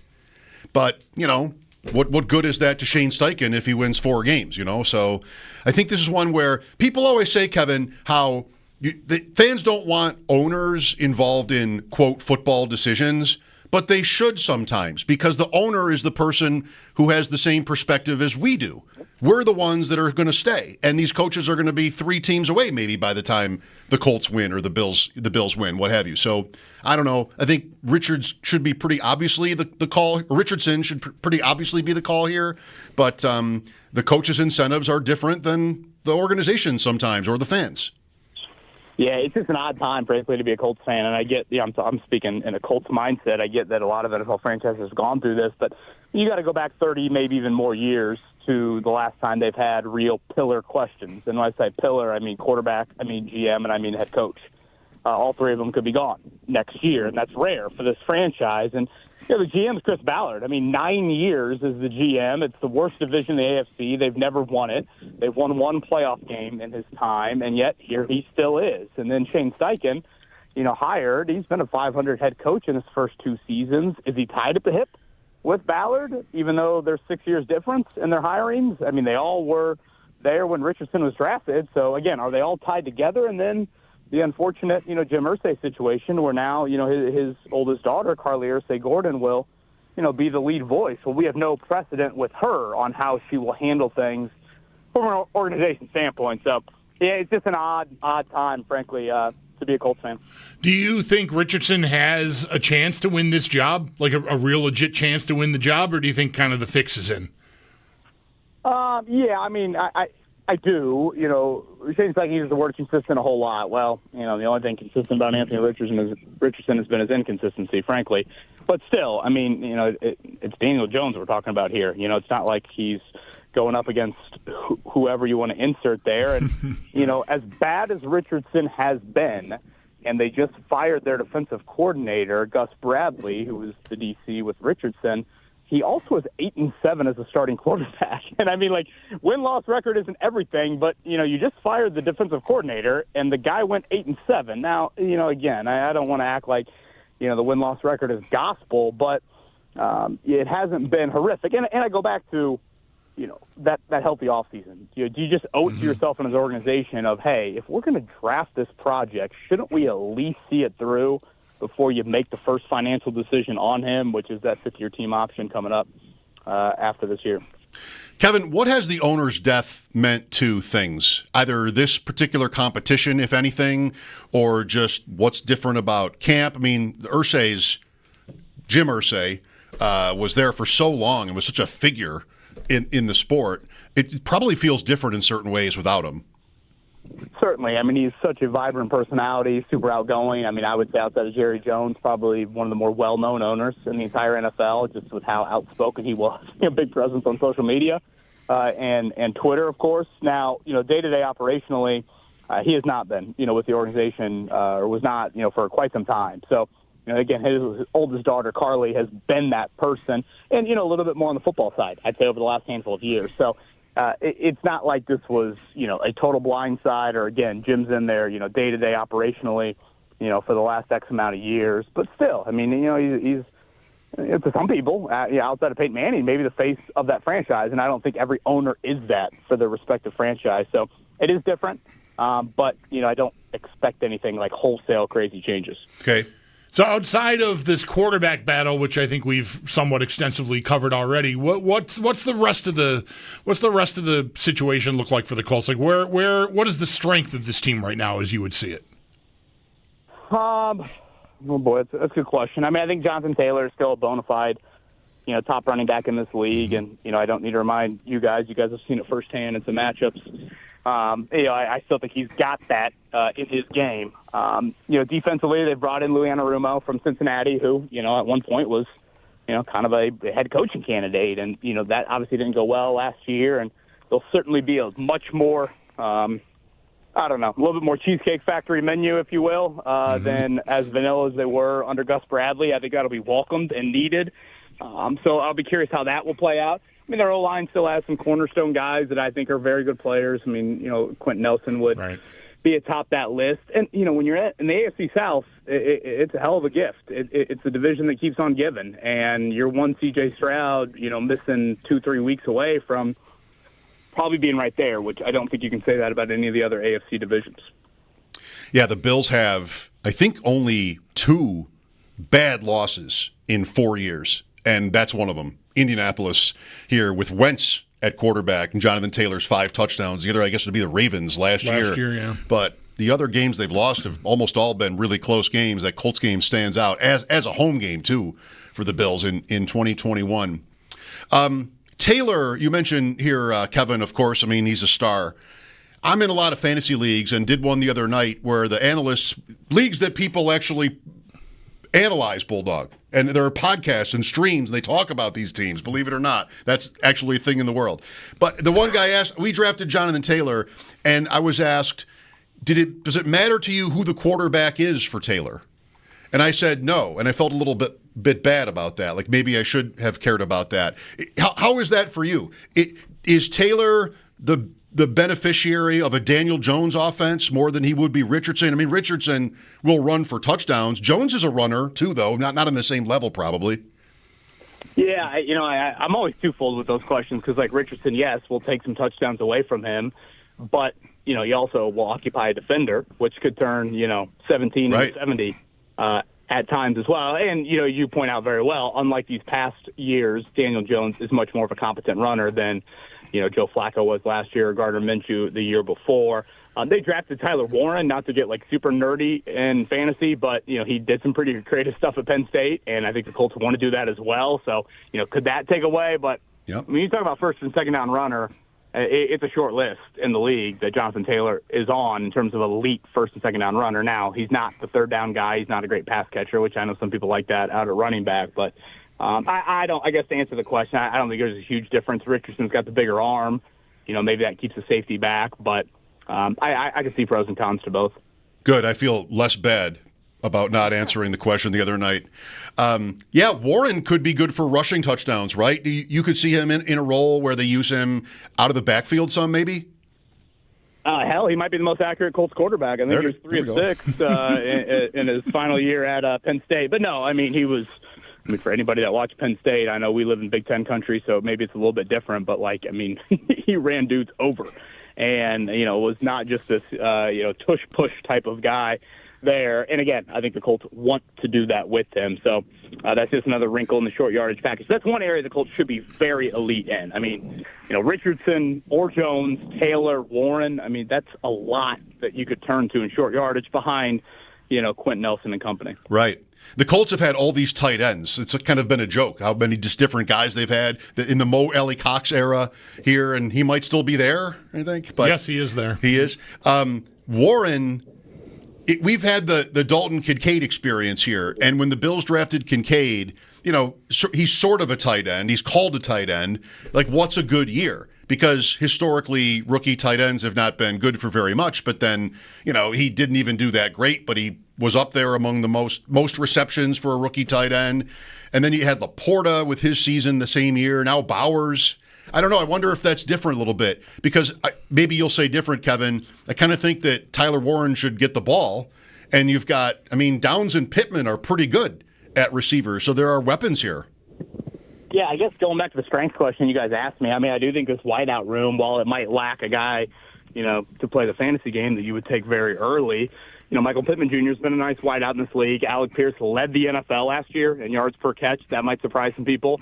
And Josh Downs is your bona fide, slot ideal, again, 3rd and 6, put a foot in the ground and make a play, and then you throw Warren into the mix. And a lot of people are still high on A.D. Mitchell, their second-round pick out of Texas from last year, who had no issue getting open. It was more of an issue of catching it. So, yeah, they weirdly, they're high on their wideouts and their corners, which I don't disagree with. That they've struggled in the premium positions, but I think they do feel much better about that. And again, I can understand why. It's more of the guys throwing them the football. You mentioned they're high on the corners. How about the defense overall here? DeForest Buckner is a name that everybody knows in the middle of the defensive line there. What about the rest? Latu going into a second year off the edge. What have we got on defense? Well, again, coordinator change with Lou Anarumo coming over, so schematically they will definitely be different than what they were under Gus Bradley. You mentioned Latu. He was actually the first defensive pick in that draft. That was the draft that went all offense the first 14. I thought he kind of hit a rookie wall last year. So they have lacked the elite edge guy really since Robert Mathis. And when I say elite, I'm just talking 10-sack guy, not, Watt or Hendrickson or one of those. So, with Buckner occupying so much, you would think that would help guys out on the edge, get those one-on-one chances. But again, they just haven't found that. They have Kwity Paye on the opposite side, another former first-round pick going into a contract year. So, defensively, they've been a bottom third unit in scoring defense under Gus Bradley. And again, schematically, they're changing significantly. So I think there is some optimism there. I'm probably a little bit more in the prove-it camp. Probably the thing they did the most different this offseason was they spent big in free agency. They signed Charvarius Ward from the 49ers, former All-Pro corner, Cam Bynum from the Vikings, who's been a nice player as well. Rare for the Colts under Chris Ballard to spend like that. So their secondary needed help. and they've definitely tried to do that from a spending standpoint. Kevin, one more, the AFC South. I don't know about Houston. I mean, two-time winners, but the offensive line was so bad, and they seem to get rid of their best guys. So, all right, talk about being in a prove-it camp. Here I am with Houston, and I'm always looking for a live underdog. I'd be open to, I don't know about Tennessee, actually, but I'd be open to the Colts and Jaguars taking it down. Is that crazy? No, I don't think it is. I mean, I'm not sure if there's a division in football where I don't know, maybe you could point to some others, but where one quarterback injury could change it so much. I mean, I just think if Stroud is healthy, I don't think the others are and healthy, and I should say his O-line looks at least halfway decent, then I think they win it. I mean, weirdly, they won the division last year with 3 weeks to go in the season, and their record wasn't even that good. Yeah. It's just, they just haven't had a true challenge. I mean, the Colts challenged a couple years ago, but you're going to have to go and get Houston. And I get it. They've got questions, wide receiver and O-line, certainly. But, if Trevor Lawrence and Liam Cohen have something and, if the Colts can hang around, they don't play Houston until late in the year. That's maybe a nice thing. That could help them out. But it's definitely Houston's. And, the Colts haven't won it in a decade, and which is just a weird stat. Every other team in the South has won it twice since they last have won it. I don't think a lot of people would realize that. So, again, it's the easiest division in the AFC by far, but unless Stroud or the Texans are battling injuries, I still think it goes to Houston. Right. 2 years ago, primetime final game, Indianapolis 4th and 1, and Minshew to Tyler Goodson incomplete on 4th and 1 to end the season. Houston won the division right there. Kevin, thank you. Stay cool. You bet, guys. Always enjoy it. Appreciate it. Same here. Kevin Bowen, 107.5 The Fan in Indianapolis. Yeah, you would have had me on that. They haven't won that division in 9 years. Yeah, man. They didn't even win it. Did Houston win it the year that Rivers came here in the playoffs? That must have been Houston, right? No, Jacksonville maybe. Oh, okay. That's COVID. Right. 2020, I'm going to look. Tennessee. Oh, right. Weren't they even the? No, they were not the. They were not the one. What the year Chiefs. were they the one seed then? What was the it? next year. Next year. Okay. 13 seconds year. Okay. Right. Because then the Bengals win there. Right. And Bills Chiefs is the next day. Right. 13 seconds is the next day, and the winner gets home field against the Bengals in the AFC Championship. That's what that was for. Right. 2020. Tennessee wins the division. The Ravens win there in the playoffs and then come here in the second round. Right. Taron Johnson. Thank you. Got that, everybody? Yep. I'm all up to speed now. They both were 11-5, but the Titans won the division and the Colts came here in the wild card. That was a good game. Colts-Bills. That was a good game. It was. Stressful. It's kind of incredible. The 9 years without winning the division and the GM is still going is, there's Miami. There's playoff appearances there, but it's a little Sabres-y to me. Like, how does the guy still have the job exactly? Why? It's the Dolphins, too. Yeah. Maybe longer. I mean, Chris Greer, we had Armando on a couple of weeks ago talking about that. Right. He's been there forever. Yeah. But they haven't won a playoff game in 25 years. How's that for you, Miami? 803-0550 to talk football with us. Mike Schopp and the Bulldogs. Sal at 5 today. This is WGR.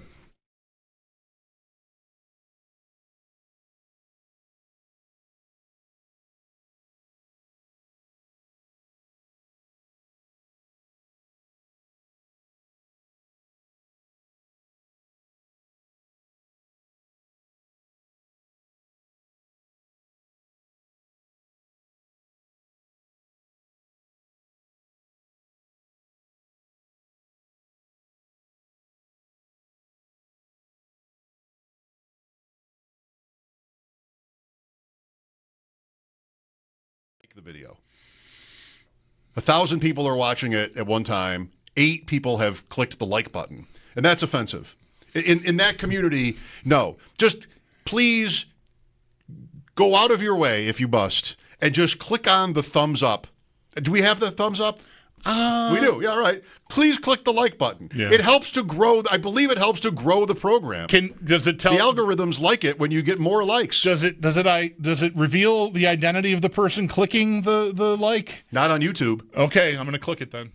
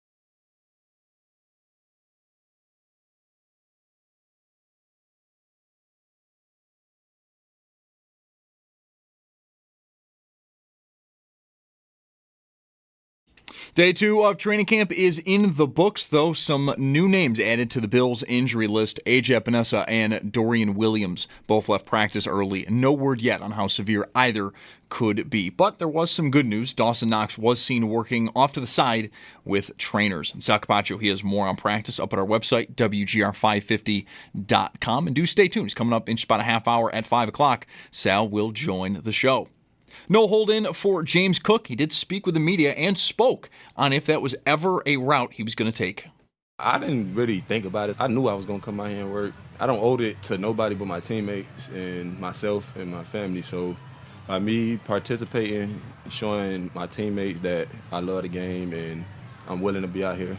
Coverage of Bills training camp from St. John Fisher University is brought to you by Fiegel Car & Joyce, your border attorneys. Buy outlet liquor when you need to stock up. It's the place to buy a case. What's your outlet? By Connors & Ferris, your workers' comp attorneys, and driven by your Upstate Honda dealers. For great deals on the entire Honda lineup, visit your Upstate Honda dealer today. Crisis averted at Jets camp today. Quarterback Justin Fields suffered just a dislocated toe. He was carted off earlier in practice. Fields, though, is day-to-day according to the team. And then in baseball, the Bisons took care of business against Columbus, 7-1 win, while the Blue Jays play a little bit later tonight in Detroit versus the Tigers. That game's going to get going just after 6:30. That's your Paddock Chevrolet Sports Headlines. Paddock Chevrolet celebrating 90 years of being your hometown dealership. I'm Zach Jones for WGR Sports Radio 550.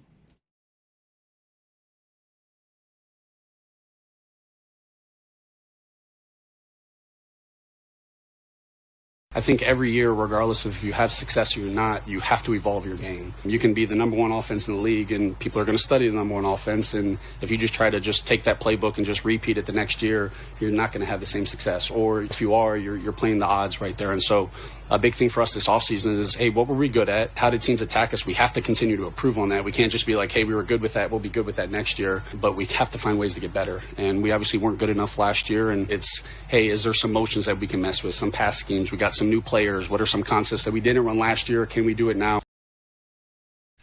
Bills offensive coordinator Joe Brady. Mike Schopp and the Bulldog at 803-0550. Dig into today's practice and current events with Sal coming up in a little while. Thinking about Justin Fields, I had to run this one by you, and I haven't done so yet. Maybe now's a good time. Okay. So I'm in a couple of fantasy football leagues, and in one, dynasty leagues even, where you keep players for as long as you want. Should I ask how many it is? Dynasty? Just teams in general. Is it? Do you? I can tell you. Let me just see. Underdog completed 152 so far completed. Right. About 30 others that are ongoing, and then maybe 50 others. So 250. Okay. Perfectly normal number. Couple. Yeah, okay. Yep. Perfectly normal number of leagues. Sure. Not alarming at all. I have to say it every time because people go, how? And because the vast majority of those leagues, you don't do anything. They're called best ball leagues. You draft them. They just sit there. And it plays out. The best players each week are automatically picked. You don't do literally anything to those lineups. You'd like to. Sure. But you don't. You can't. Not allowed to. Right? That's the situation. Okay. So, I'm sorry, what was it? Justin Fields? I think I know the answer to this. You have to, if you think it might be wrong, it's wrong, right? That's how what I've gone by in life. The great John McEntee taught me that. If you think it might be wrong, it's wrong. So I got a trade offer a couple of days ago for Justin Fields. And I looked at it, and I thought, I don't think I'm going to do this. Let me put this over here for a minute.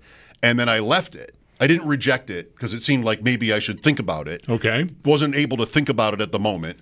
Probably because I was doing something else, like drafting a different team. Right. Anyway, so... Can't think about fantasy trades because you're drafting fantasy teams. Right.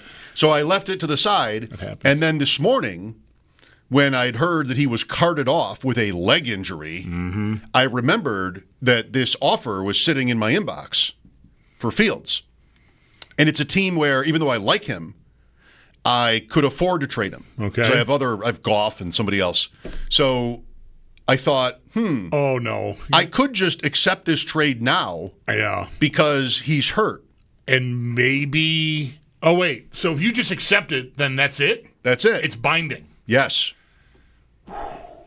Yeah, that's tough. You didn't do this. I did not. Yeah. If you think it might be wrong, it's wrong.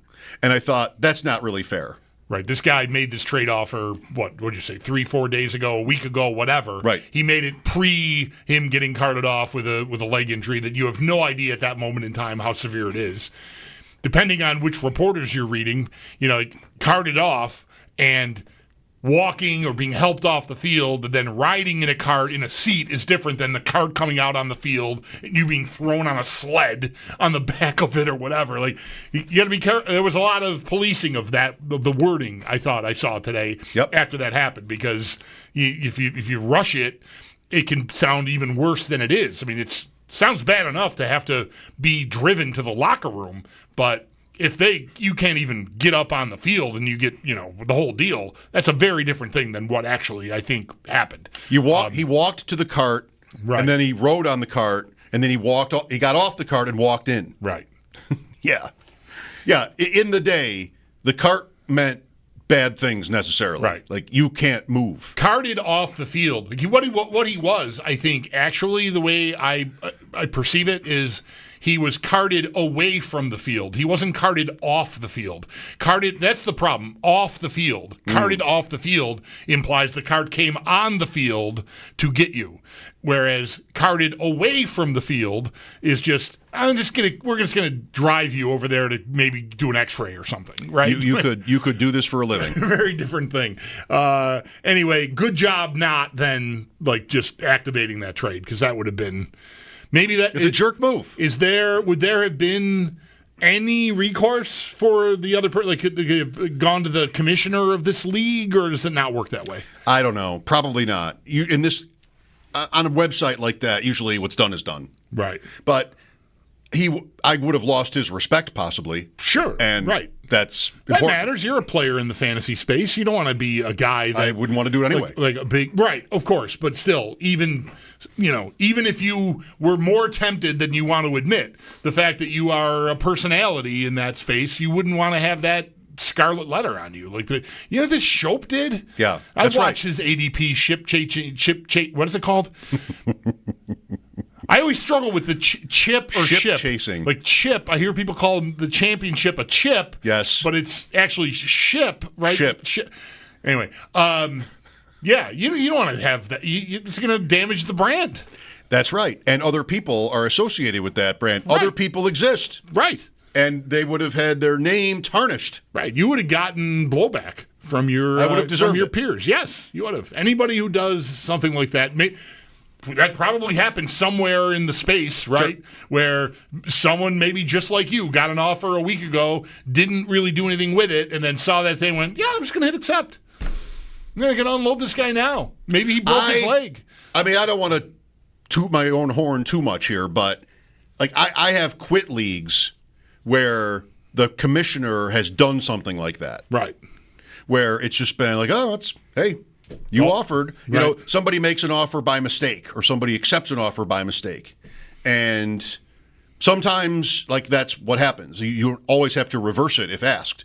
But when the person in charge of the league reveals himself to be somebody who would sort of play a little bit dirty, then a friend told me a long time ago, quit. There are too many leagues. Yep. You don't ever settle for a league that you're not happy with or you don't trust. There's too many other ones. And he's so right. I'm in one where, if I may, just one more thing.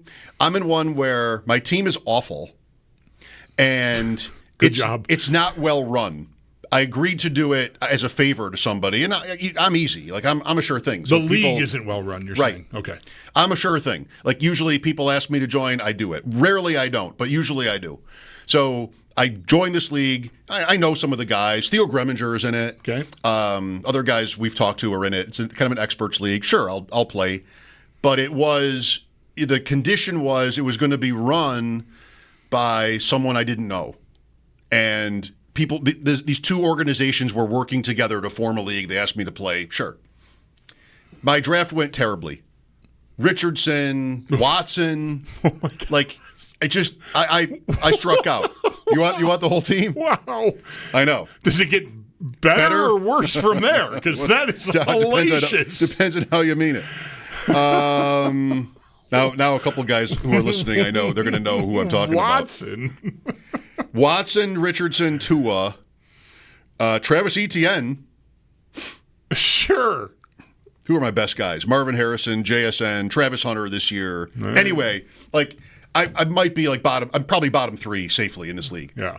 And I keep waiting for like, when is the draft? A bad dynasty league is when there's no action. There should be action. There should be trades all year. That's why what's what makes dynasty fun is there's action all year. This one, nobody does anything because nobody's really in charge. And we don't even have a draft plan for a while. And just like, what are the rules? Who's collecting the money? There's just no leadership. And I've thought many times, like, I know it's only been a couple years and I know the guys, but I should just quit this one. Yeah. Because I'm frustrated. Like, there's no leadership. Yeah, It's not fun. If every time, well, I don't want to exaggerate here, it's your situation, but if like too many times when you're thinking about it or dealing with it, it's annoying, then yeah. Exactly. What am I doing here? Follow my own advice. Right. There's too many other leagues. But I've just kind of wimped out, and I feel like I tend to want to give these things like 5 years. I'll give it 5 years. If I can't, straightens out. Yeah, as long as it's got to be fun, and as long as I can, get maybe I can win, right? I do win some, and so this is year 3, maybe. I'm like, okay, well, we had the draft. Then the commissioner never did anything. Like, he just didn't want to run it. He never wanted to run it. He did it because this partnership happened. Never wanted to run it, and I thought, I should just get out of here. And then one day, or maybe you should run it. Absolutely not. Okay. I got enough of that. All right. Absolutely not. So then one day on Sleeper, what you just get these little notifications, and there it was one day. Theo has left the league. Oh. There's no announcement. There's no there's no chat.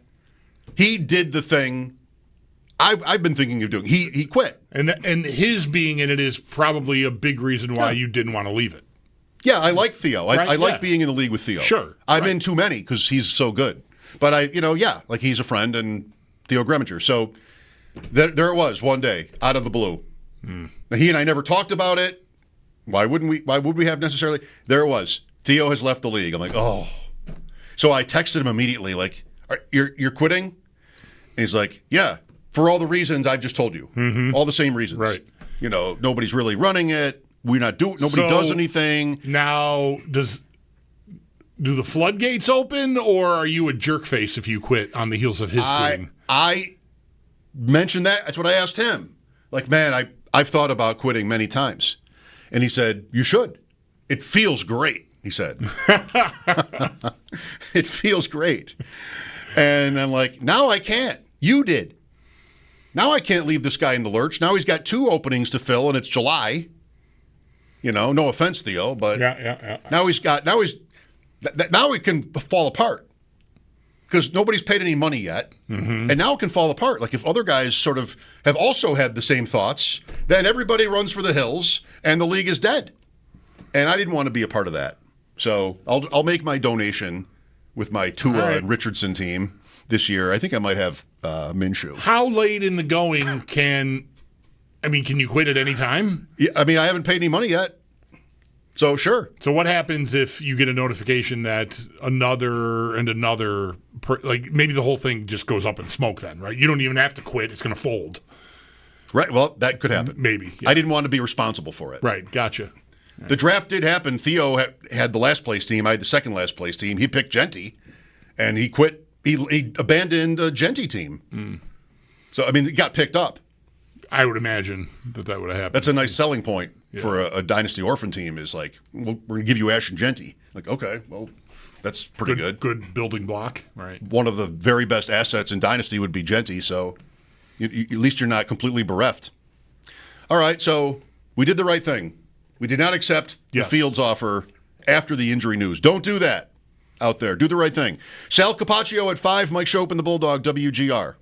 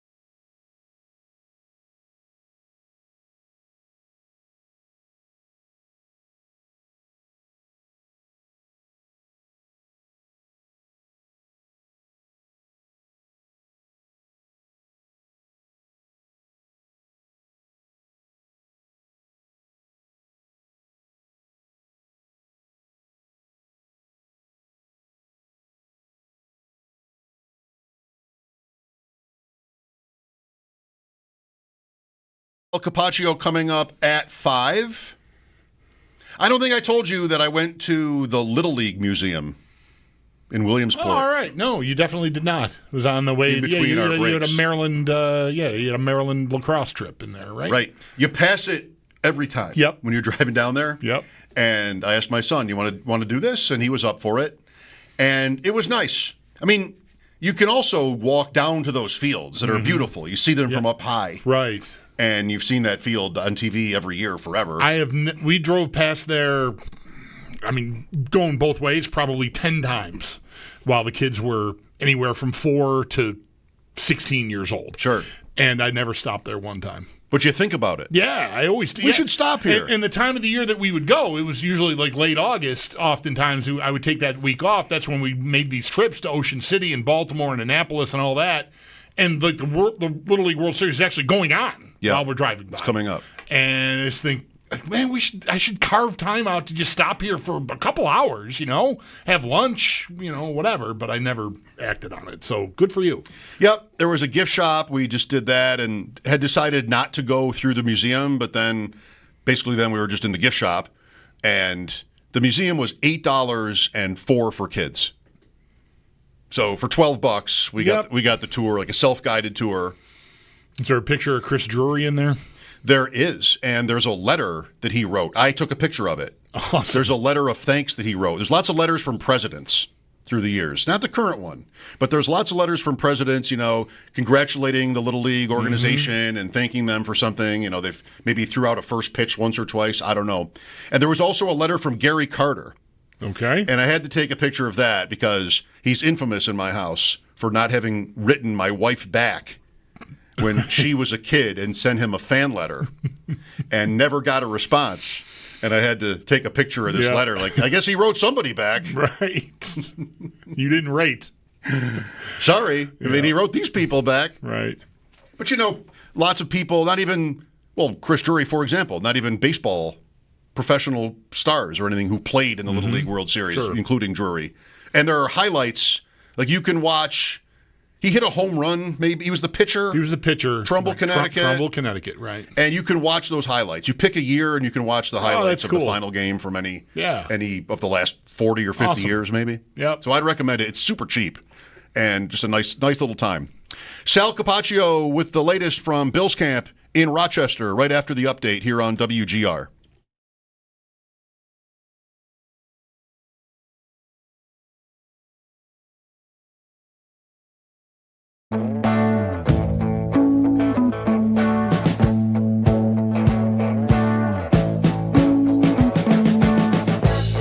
We've been living in sin so long, all the feels are gone.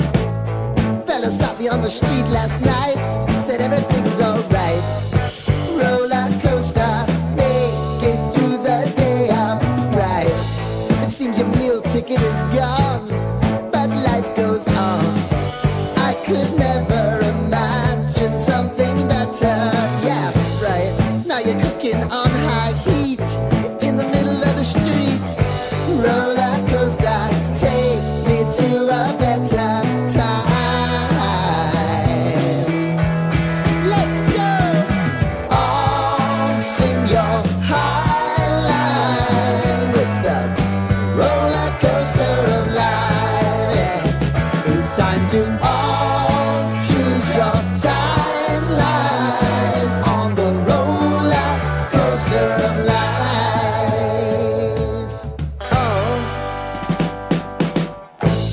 You seem to easily forget how to place your bet. When everyday life gets you down, you gotta steal the crown.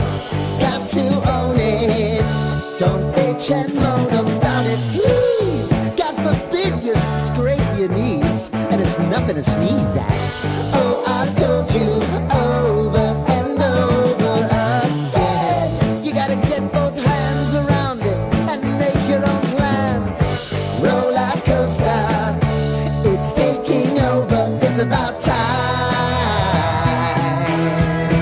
Oh, all sing your high line on the roller coaster of life. You've got to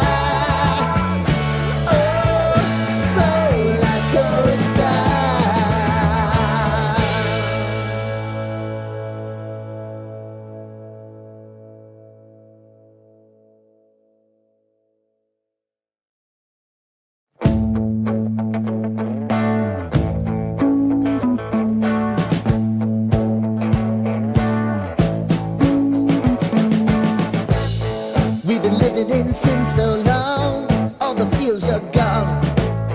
Fella stopped me on the street last night, said everything's alright. Roller coaster, make it through the day upright. It seems your meal ticket is gone, but life goes on. I could never imagine something better. Yeah, right. Now you're cooking on high heat in the middle of the street. Roller coaster, take me to a better time. Let's go. All sing your high line with the roller coaster of life. It's time to all choose your timeline on the roller coaster of life. Oh, you seem to easily forget how to place your bet. When everyday life gets you down, you gotta steal the crown. Got to own it. Don't bitch and moan about it, please. God forbid you scrape your knees, and it's nothing to sneeze at. Oh, I've told you over and over again. You gotta get both hands around it and make your own plans. Roller coaster, it's taking over. It's about time. Oh, all sing your high line on the roller coaster of life. You've got to all choose your timeline with the roller coaster of life. Roller coaster.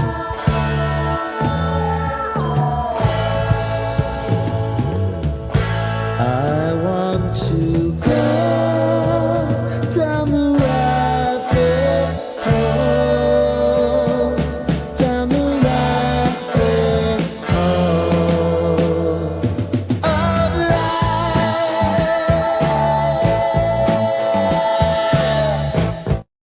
In the books, though, some new names have been added to the injury list. A.J. Epinesa and Dorian Williams both left practice early. No word on how severe either could be. Some good news, though. Dawson Knox was seen off to the side working with trainers, and we'll get more on practice today. Sal Capachio joins the show next, and Sal also has more on practice up at our website, WGR550.com.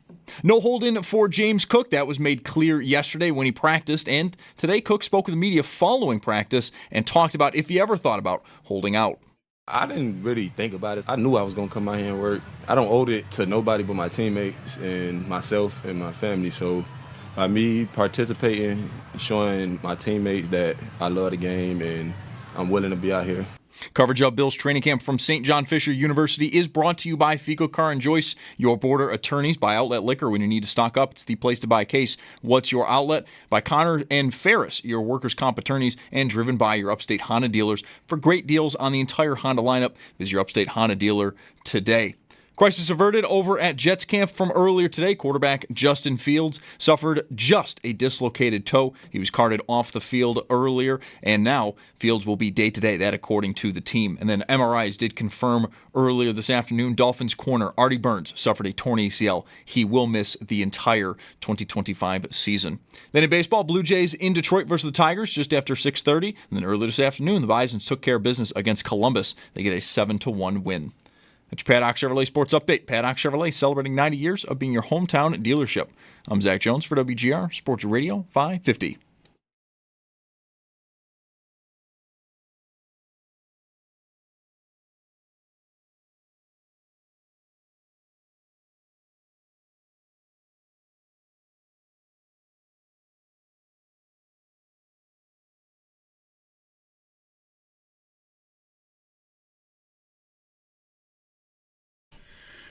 Bills camp day 2 out at St. John Fisher University.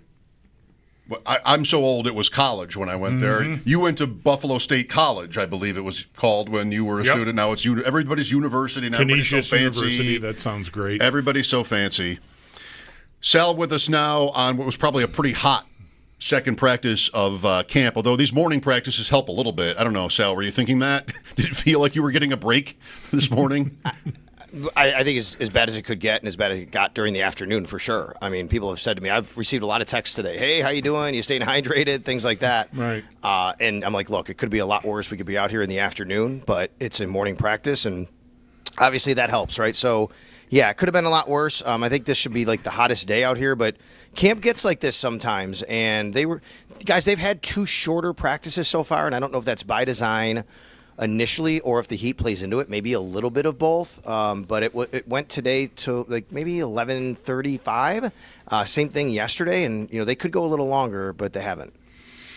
So you wrote at our website, WGR550.com, about how the Bills spent some time today getting the ball down the field, 15 to 20-yard pass plays.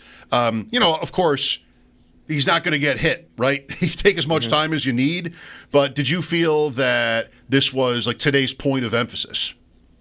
I did. And I wonder if it was something going in that they wanted to concentrate on that, or if that's just kind of the way the plays developed.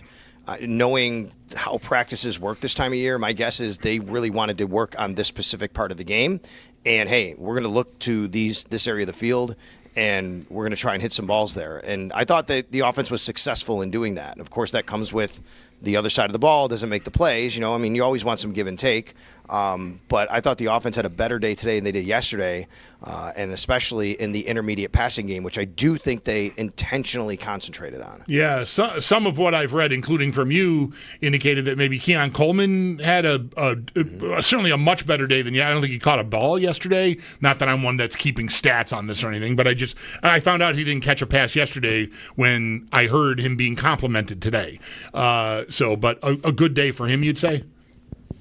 I would say so, yeah. I put a video up today of the pre-practice period, the warm-up period, the quarterbacks throwing routes to receivers, because obviously once they go to offense against defense, we can't do that. We can't shoot any video. And the reason why I put it up was because it relates to what happened during there, which is there was a play, there was a throw. Keon Coleman makes an in-cut from Josh, probably about 10 yards down the field. He catches the ball, and I mean, immediately he puts his foot in the ground and turns upfield. And I got to tell you, it sounds simple. It really does. But that's one of those little coaching points you learn when you're very young.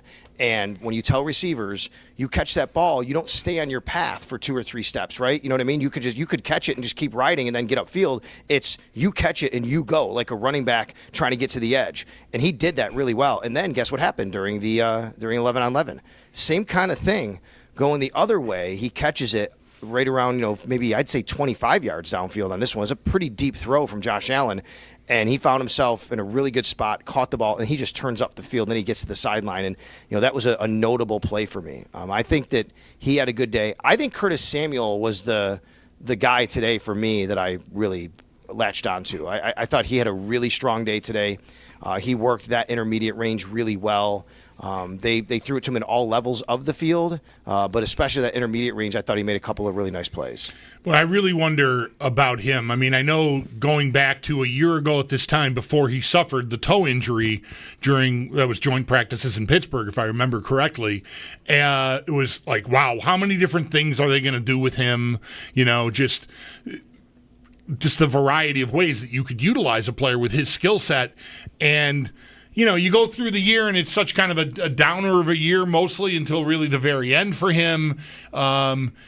I think maybe we should be thinking about starting that conversation over again, right? Like all the different things they may want to do with Curtis Samuel. If he's healthy, maybe he's really an interesting factor in this offense.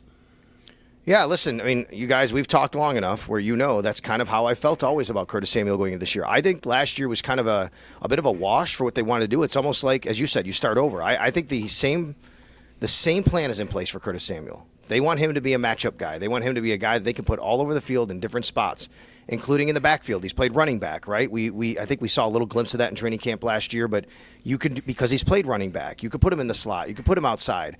He can win at different levels because he does actually have really good speed. Unfortunately, we just didn't see all that come together last year, and I think because of time on task with the injury, a lot of that, you have a lot on your plate when you're supposed to do that, and then just the timing of everything gets messed up. I think you just kind of start over from that regard, to be quite honest with you, and you put him back in that position and say, this is why we brought him here, and we still think he can be that guy. Is there anything to say about Elijah Moore yet? No, he's got really good feet. I noticed him right off the line of scrimmage. He's got really good feet. I haven't noticed him in the 11-on-11 or 7-on-7 portion as much as I do when I'm watching like the 1-on-1. Like when you're standing next to him and you watch the physical skill set of him just kind of releasing against air, running a route. Like he looks like a really good athlete who has suddenness to him. You could tell that. I haven't seen much happen with him in the 7-on-7 or 11-on-11. I mean, one point to make here about Keon, to circle back, and I think this kind of goes for everybody since we're talking about receivers, though. I really like the point that Joe Brady made today. Now, Joe didn't say it like this, but he basically is what he said, which is don't judge Keon Coleman until you get the pads on. This isn't his game. Keon Coleman's game isn't shorts and a T-shirt, right? Keon Coleman's game is physicality. When you try to put hands on him and how he can win separating from you as you're running down the field. Right now, you can't do that. He could put hands on him. You're not fighting. You're not hand fighting right there, right? He can't use his strengths in this environment right now. And I really like that point. To me, it's the same reason I say I don't really watch O-line and D-line right now because I'm not really gaining anything. What am I doing? They're just going against each other and putting their hands on each other's chests and moving a little bit. I think that goes here, too. I want to see that with Elijah Moore, not because of the physicality in the same regard as I want to see with Keon Coleman. I want to see what happens when they're pressing, Elijah Moore at the line of scrimmage, and he has the ability with his feet to kind of make a difference here because they can't necessarily get him. I did see his name come up today in my feed while practice was going on, but it was more to be a compliment, I think, to Matt Milano, who chased him down pretty capably on an end-around try, if I read that correctly. Matt Milano is just such a good athlete. He really is. I mean, he made a couple plays today that it's almost to the point where, like, I did note one of them. I did write about it. I tweeted about it. I wrote about it. But he makes these plays. They're so routine for him, it seems like. And I know that he hasn't been on the field, but that's what he does. He diagnoses. He gets to a spot. He is so good at getting to a spot on the field before anybody else because he's so good at understanding how to do that. It's seeing it and diagnosing it, but it's also the angle you take and the path you take. I mean, I don't know this. I'll have to ask Matt. I bet you Matt was a running back in his life. You know what I mean? Like he has the vision to understand how to get to a spot so well. It's great. So there's no equivalent here, like cornerbacks, they say, are cornerbacks because they can't catch. I don't know if Milano had fumbling issues or something as a running back, if he did play the position.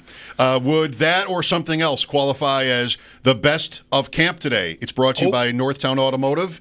Get a Northtown Engine Shield engine protection warranty on new and used vehicles, and we'll find out later why Bulldog reacted like that. Well, I'll tell you right now why, because I'll be honest. Sal, go ahead. Tell us what you think it is, but I think I know what you're going to tell me. Tell us. It's not any of that stuff. Right, Bulldog? Yep. It's James Cook's play today. Yep. James Cook had a legit, I think. I say it like this because, as I tweeted, you can never know when a play will actually be stopped in this environment, right? Because they blow the whistle as guys get close to you. So even though guys always are taught to continue to run for a touchdown, and it's so funny, the fans are like, yeah, there he goes. I'm like, yeah, he would have been stopped for a 2-yard gain, actually, but not tackling him. So he just runs out. That wasn't the case for this little swing pass caught in the flat by James Cook. I think he legitimately had a 70-yard touchdown on this play, to be quite honest with you. He caught the ball in the flat. Reggie Gilliam was in front of him, makes a block. I don't remember who was out there.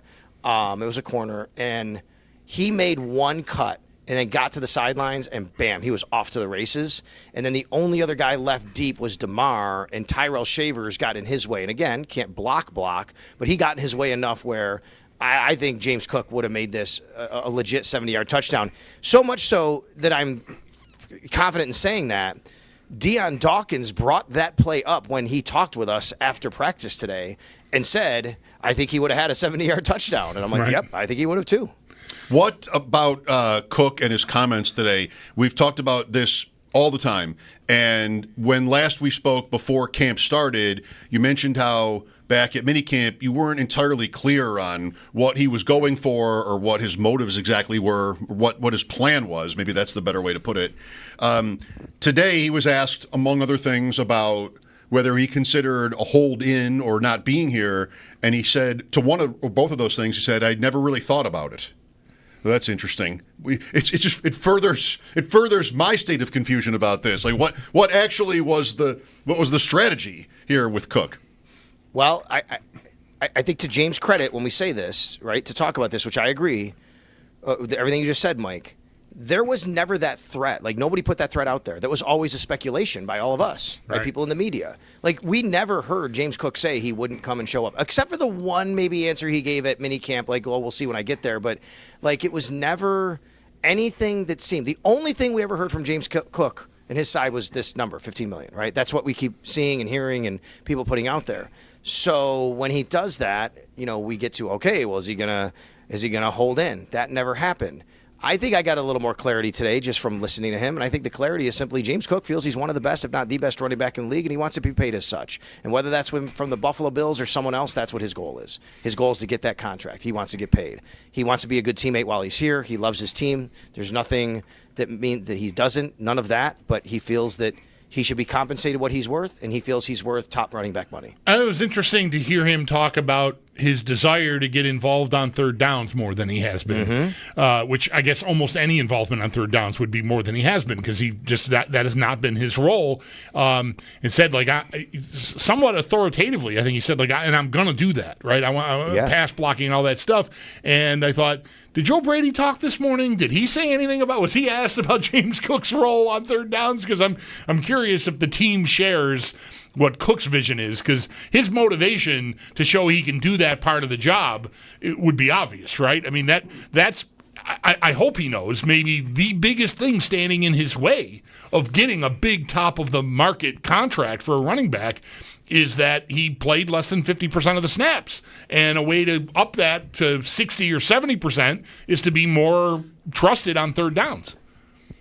Yeah, I know exactly how emphatic you're talking about, because he said it to me. He looked right at me. I asked him about what that means when he says wanting to play on third down. I said, what does that mean, like, for you? Does that mean – I said, we know you – what I said was, hey, we know you can catch the ball out of the backfield. So does that mean being a better pass blocker and showing that you can handle those duties? And he said, yeah, everything. Even being better, catching the ball. But he said, I want to be on third down, and I'm going to. And I took it more as not he's been told he's going to – I took it more as a confidence of, oh, yeah, I got this. Like, I'm going to show them I can do it. Right. Yep, exactly right. That's the way I took it. I agree. I think by his answer, Bulldog, he kind of knows, like, this is a barrier to him right now. Mm-hmm. This is something that he has to show. Now, maybe, I don't know this, speculation, maybe James Cook feels that he should be on third down more. Maybe he feels that the Bills are holding him back from being on third down, and he's done what he can do. I don't know, right? That's really interesting. Does he feel that if he was with another team, another coaching staff would trust him more on third down and give him a bigger role on third down? Maybe that's where some of this comes from as far as making the money, where he feels, no, it's not me, like, not being on third down, which is causing this. It's you guys telling me I can't be on third down, but I know I can do that. One thing, if this isn't too small a sample size, I want to think that it isn't. I mean, he was kind of famous for his drops 2 years ago. He had 6 officially. Yep. 11% of his targets were drops. And that season, this is 2023, 44 catches. And the total yards, like air yards, on those plays, 47. So it was a little bit down the field. Contrast that, it might not sound like much. Contrast that to last year, 32 catches, a notch lower. The total yards in the air before being caught, -2. So, like, everything was that was thrown to him was out in the flat, right, behind the line of scrimmage. And I think for him to get where he wants, the way you're talking, where he was talking, is he's got to get to a point where they're going to throw him, like wheel routes or, curls or something, where he's like, for first downs, at the sticks. Mm-hmm. Because none of that went away. I mean, there was a little bit of that before. You can think New England is one. You can think of a couple of drops that were pretty, egregious. But last year, they kind of took that out of their offense. They took that away from him. Yeah, you're right. I think I go back to thinking about 2 years ago, not this past year, but a couple owners' meetings ago, Sean McDermott talking about that type of philosophy on offense, which is I really kind of took note when he's like, you don't have to throw the ball downfield to get the ball downfield. You can throw it short and have a guy run. He said that at the owners' meetings 2 years ago. Well, lo and behold, that's exactly what you're talking about, Mike, which is I have a running back here. I don't have to hand it to him. I'll just throw it to him as a running back and then let him do what he does. And James Cook's really good at that. I don't know if the drops from 2 years ago played into that. Last year, how they did this and how they worked it. They also have Ty Johnson, who's pretty good out of the backfield, who can run some of those routes. They've run some of those wheel routes to him. So we'll see what the plan is. I mean, going into this year, if it changes at all. But I expect a lot of that same stuff. I expect a lot of even the touchdown he had today was that. It wasn't down the field. It was basically behind the line of scrimmage or right at the line of scrimmage from my angle. I was in the end zone. It's coming at me, and he caught it, and he just made a move and went down the field. Anything to report on the cornerback 2 battle? I know it's only day 2 of training camp, but was there anything at all between White and Hairston notable today? The only thing I'll tell you is that early on there was an 11-on-11, and Josh threw the ball deep down the sideline to Keon Coleman. And Max Hairston was with him, stride for stride. So that was a good play by him. Again, let's see what happens when these guys get pads on. If you're talking about a size difference there, is there anything that happens differently, through the course of that route? But that was nice coverage by Max Hairston. And then I did note that almost every time, Tre'Davious White comes off the field and Max Hairston comes on for him, they make eye contact, they pass each other, and they either exchange words or give a hello five or a fist bump or something like that. I just think those things are notable, right? You got a guy here who's a veteran. The other guy's coming to take your spot, essentially. Trey's kind of the penciled-in starter, I guess you'd say. And I think just shows Tre'Davious White's willingness to be a good teammate and say, look, I mean, this kid, I'm trying to help him. I'm not trying to hurt him. Right. How about injuries today? There was Dorian Williams and A.J. Epinesa, I heard, left early. I didn't see any details on Epinesa, but you saw Williams after practice yourself, right? I did. I didn't see any. I haven't not seen or heard anything about A.J. Epinesa's injury. In fact, I did not see either of them get hurt in any way. They both went to the trainer's tent area. But after practice, I did see Dorian Williams come out of the locker room as we were standing ready for press conferences. He walked up the stairs that lead to the dorm and lunch area, and he was on his own. He didn't have a trainer with him, a coach with him. He walked on his own, but he also had his lower right leg wrapped with like a sleeve on it, with compression sleeve, I'd say. And then he had a pretty noticeable limp, I would say. But he did walk on his own, which is good. Dawson Knox was on the field today, not in a playing capacity, but working with a trainer off to the side. So obviously that's very good news for Dawson Knox to hopefully return sooner rather than later. Recognizing that you said what you said about not watching the lines because there's no pads and there's not a lot to be gained there. But seeing as how Epinesa has come up, I'm wondering if it's crazy to think that maybe a good camp, a good preseason, just a good summer overall from Javon Solomon could put Epinesa in peril at all. Agreed, and I think the team really likes Javon Solomon. I think I liked what I saw from Javon Solomon. Not that I don't like A.J. Epinesa, but this is a second-year player who I thought really showed some flashes when he played last year. I don't know if I've said to you guys, but if you go and look, I think Javon Solomon is the exact same size as Jerry Hughes. Right? He's like it's he's a undersized pass rusher, but you're talking about him putting a really nice college career together, putting numbers up, getting to the passer. Doesn't have to translate, but a lot of times that position it kind of can. So yeah, I agree with you. I think if that's the case, then maybe you're looking at an A.J. Epinesa, and I think they do save some money moving on from A.J. Not that I predict it necessarily here, but that might be a decision they have to make towards the end of training camp. Sal, I believe I've read that you're going out tonight. I mean, don't I go out every night? Do you? Here? Maybe. No, I am. Yeah, it's yeah. We had a nice night last night over at the Pittsford pub. Just a few media colleagues getting together and having some dinner and unwinding a little bit. But tonight, a little bit different. We're Matt, Bowen, and I are going to be headed over to Bar Bill East over on Empire Boulevard out here in Rochester. We're going to do our It's Always Game Day in Buffalo podcast live. And then if you're not there live, you don't watch it, you can always watch the recorded version, which is fine, obviously. We've done it the last 2 years. We've had a great crowd. We set up another camera and mic. If people want to come up and ask us questions, we can do that as well. I believe we're going to have a little bit of WGR swag out there as well. And Fiddlehead IPA is helping making it possible. So they're going to be out there. So we're going to have a really nice time tonight out at Bar Bill East. Very good. Any questions for us? Any questions? Yankees. Oh, yeah. You were talking. No Yankees. No Four Yankees. more errors yesterday, Sal. They lost. I wasn't going to mention it. I know. You didn't ask me about the AFC East discussion. I was prepared for you to ask me about the AFC East discussion. So it's not necessarily a question. I guess I'll ask you, did you ever read when Dan Shaughnessy on a yearly basis would write an article about the tomato cans the Patriots are facing in the AFC East? No, but I believe it. Yep. So he used to do this, and I used to read it every year and get mad. Like, come on, like somebody can. Your discussion reminded me of that. Are we overconfident? Blah, blah, blah. And I'm like, dude, the Patriots went through this for 20 years, and they just kept winning every single year. It did not matter. Well, is that a fair comp? Maybe it is.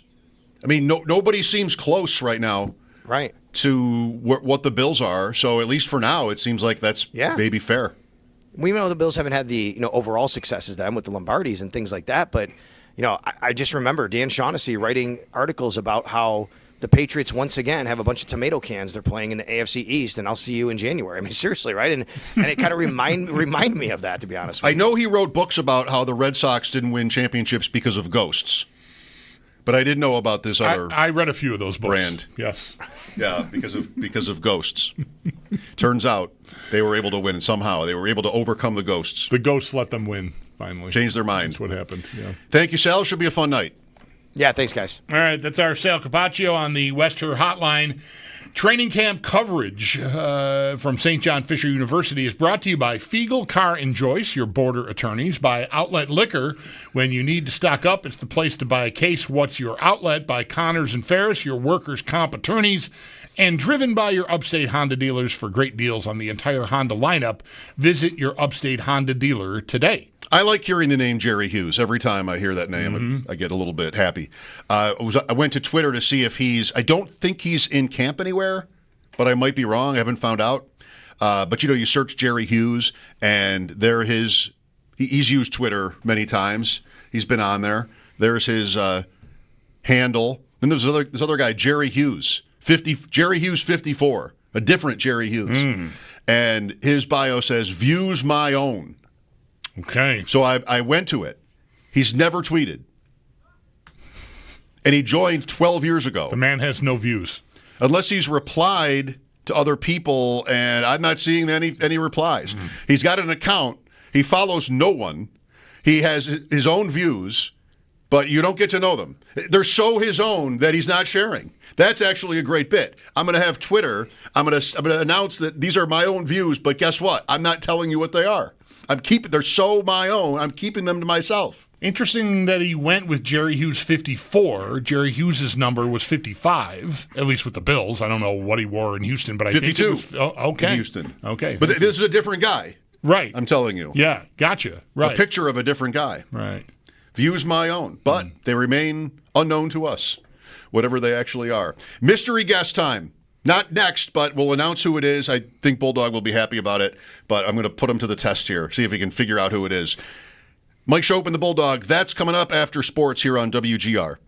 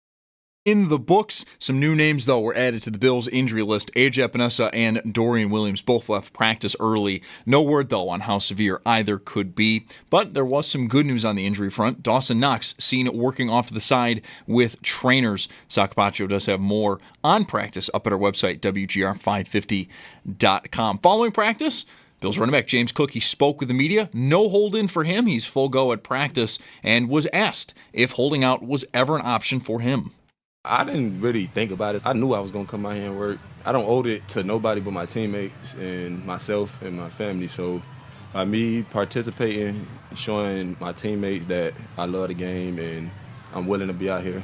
Coverage of Bills training camp from St. John Fisher University is brought to you by Fiegel Car and Joyce, your border attorneys. By Outlet Liquor, when you need to stock up, it's the place to buy a case. What's your outlet? By Connors and Ferris, your workers' comp attorneys, and driven by your Upstate Honda dealers. For great deals on the entire Honda lineup, visit your Upstate Honda dealer today.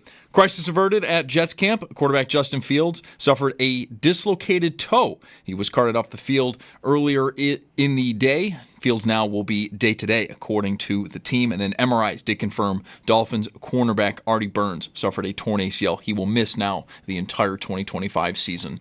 That's your Paddock Chevrolet Sports Headlines. Paddock Chevrolet celebrating 90 years of being your hometown dealership. I'm Zach Jones for WGR Sports Radio 550.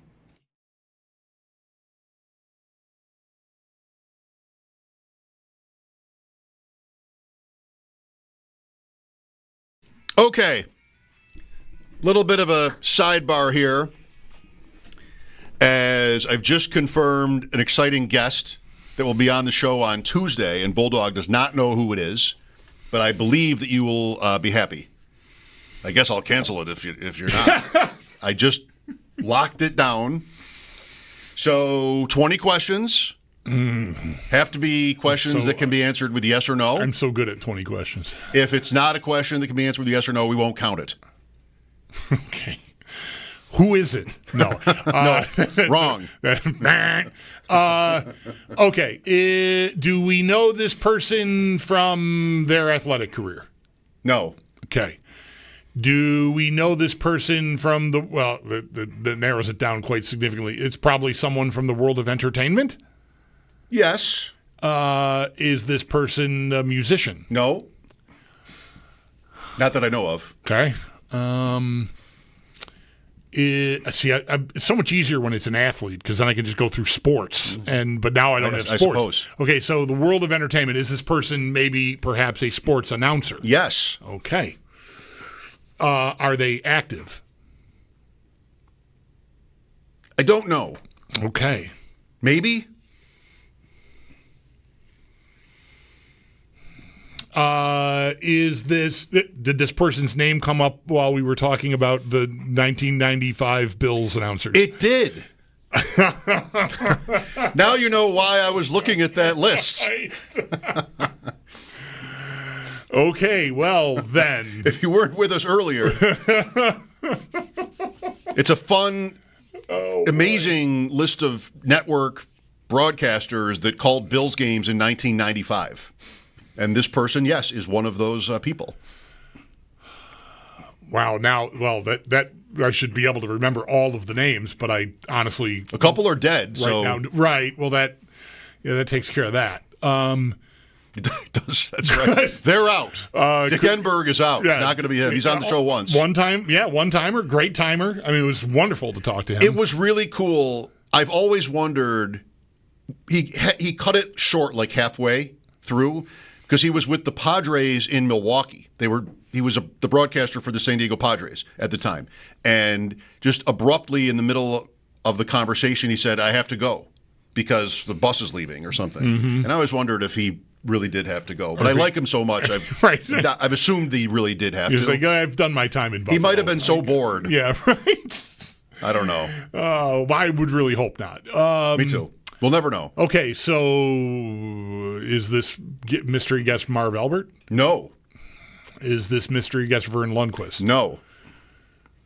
Both did call Bills games in 1995. And both would be, I think, if I asked you, are they active? I know there's been retirement, but Lundquist still might be doing this or that here or there, right? Little ceremonial appearances even, I don't know. That's right. Okay, so who else was on that list? Kenny Albert? No. Definitely, he was on the list. Yep. Definitely still active. Yes, for sure. Also has been on the show once. Right. I think was I here for that? I feel like I might have missed that. You might not have been here. I think I missed that. The thing I remember is pointing out how he went to New York University, not Syracuse. And I wondered if everybody just assumes he went to Syracuse. And he said yes. I definitely was not here for that. I remember you telling me that and referencing it since a couple of times. Yeah. Who else was on this list, Chris? Come on. It was a couple hours ago. God, I'm so bad. Yeah, you really did ask the question that opened it up. Yeah. I mean, it should be easy from here, but I don't remember all that. I couldn't get more than only a handful. What did I get, like 3 of the names of people? I could tell you if you want. It's not going to be Al Michaels again. That's not really a mystery guess. No, it's not. That's right. I wouldn't put him. I would just tell you. Yeah. I'll try for him. So, week 3, Amazon is here. Miami at the Bills. Right. So I would assume he'd be here for that.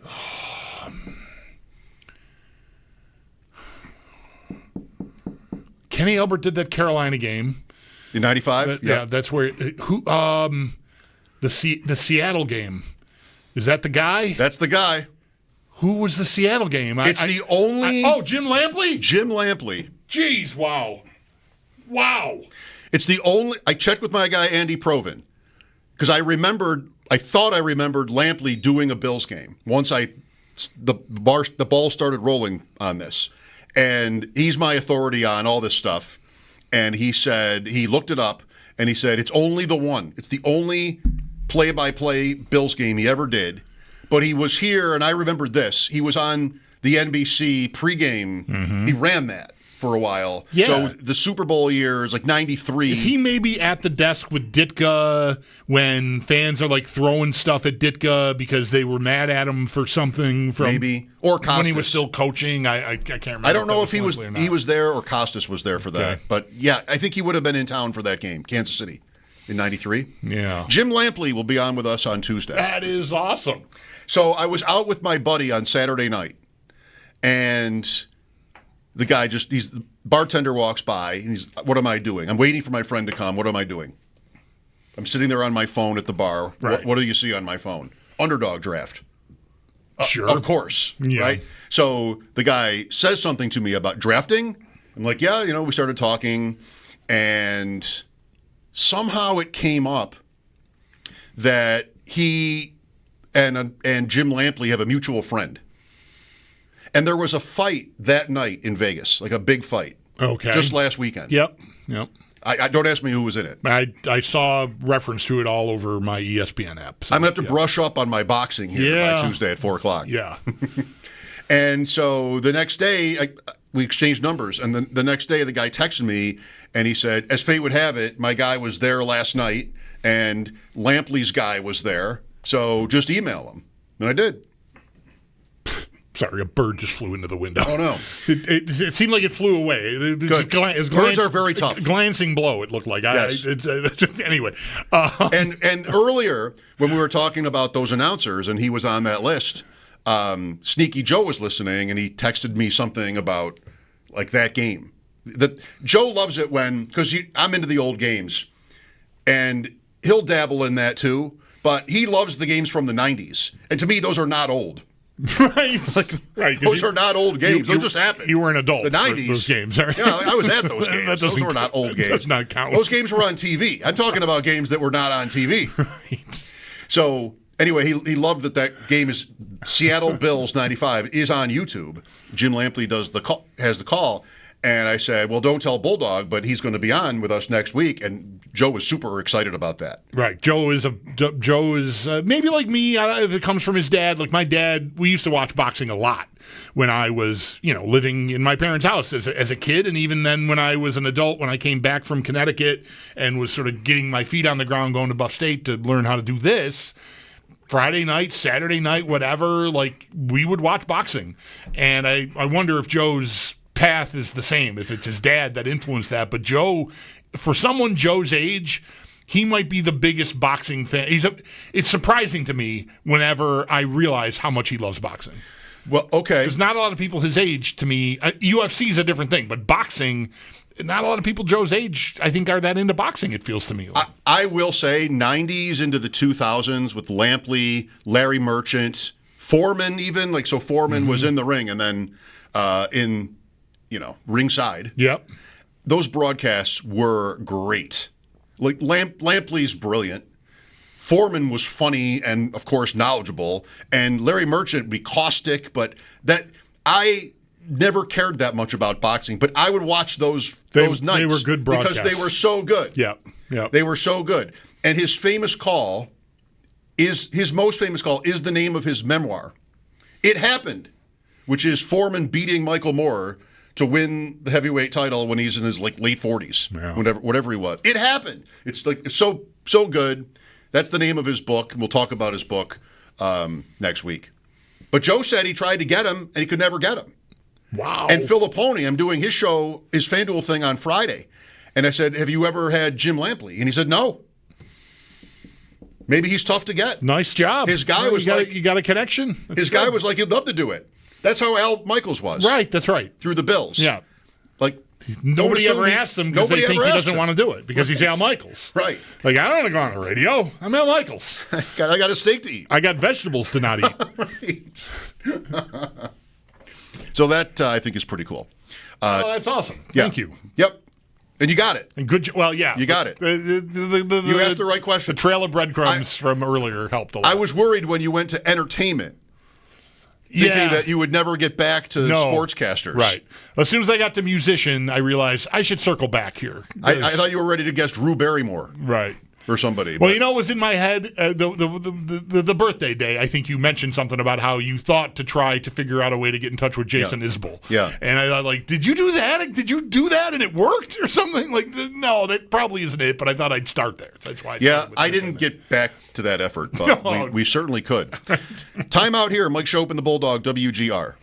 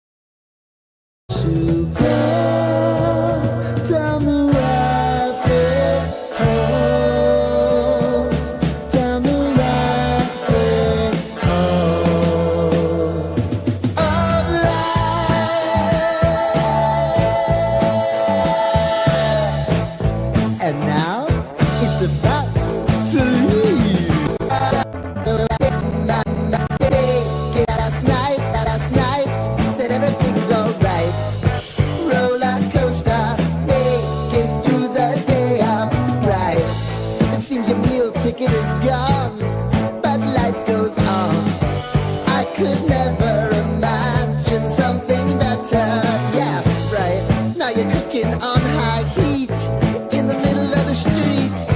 Roller coaster, take me to a better time.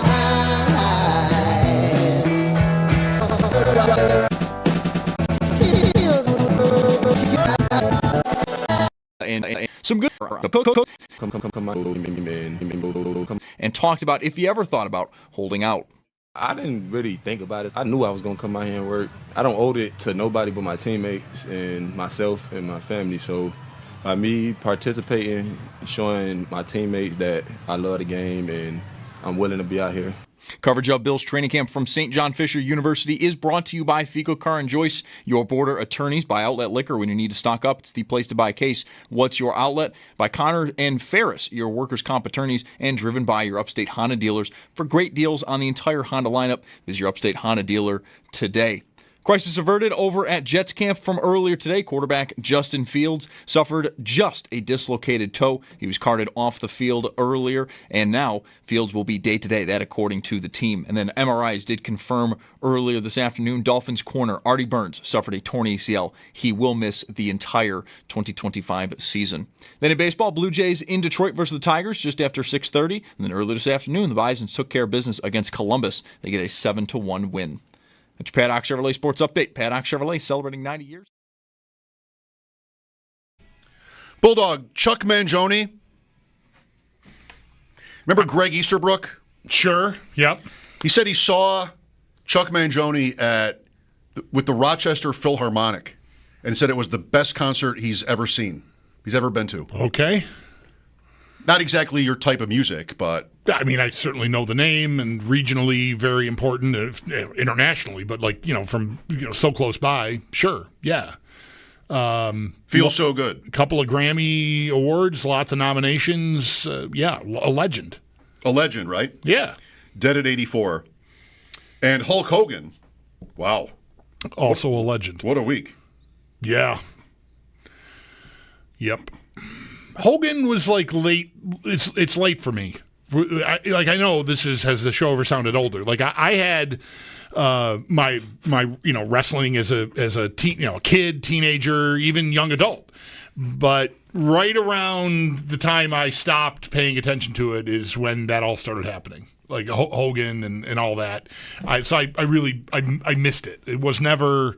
Yeah, I certainly was aware of his presence and what a figure he was within that field of entertainment, but it was never something that, I don't think I ever really watched it. You know what I mean? It was over for me by then. Good thing I didn't book him. Yeah, yeah. Right?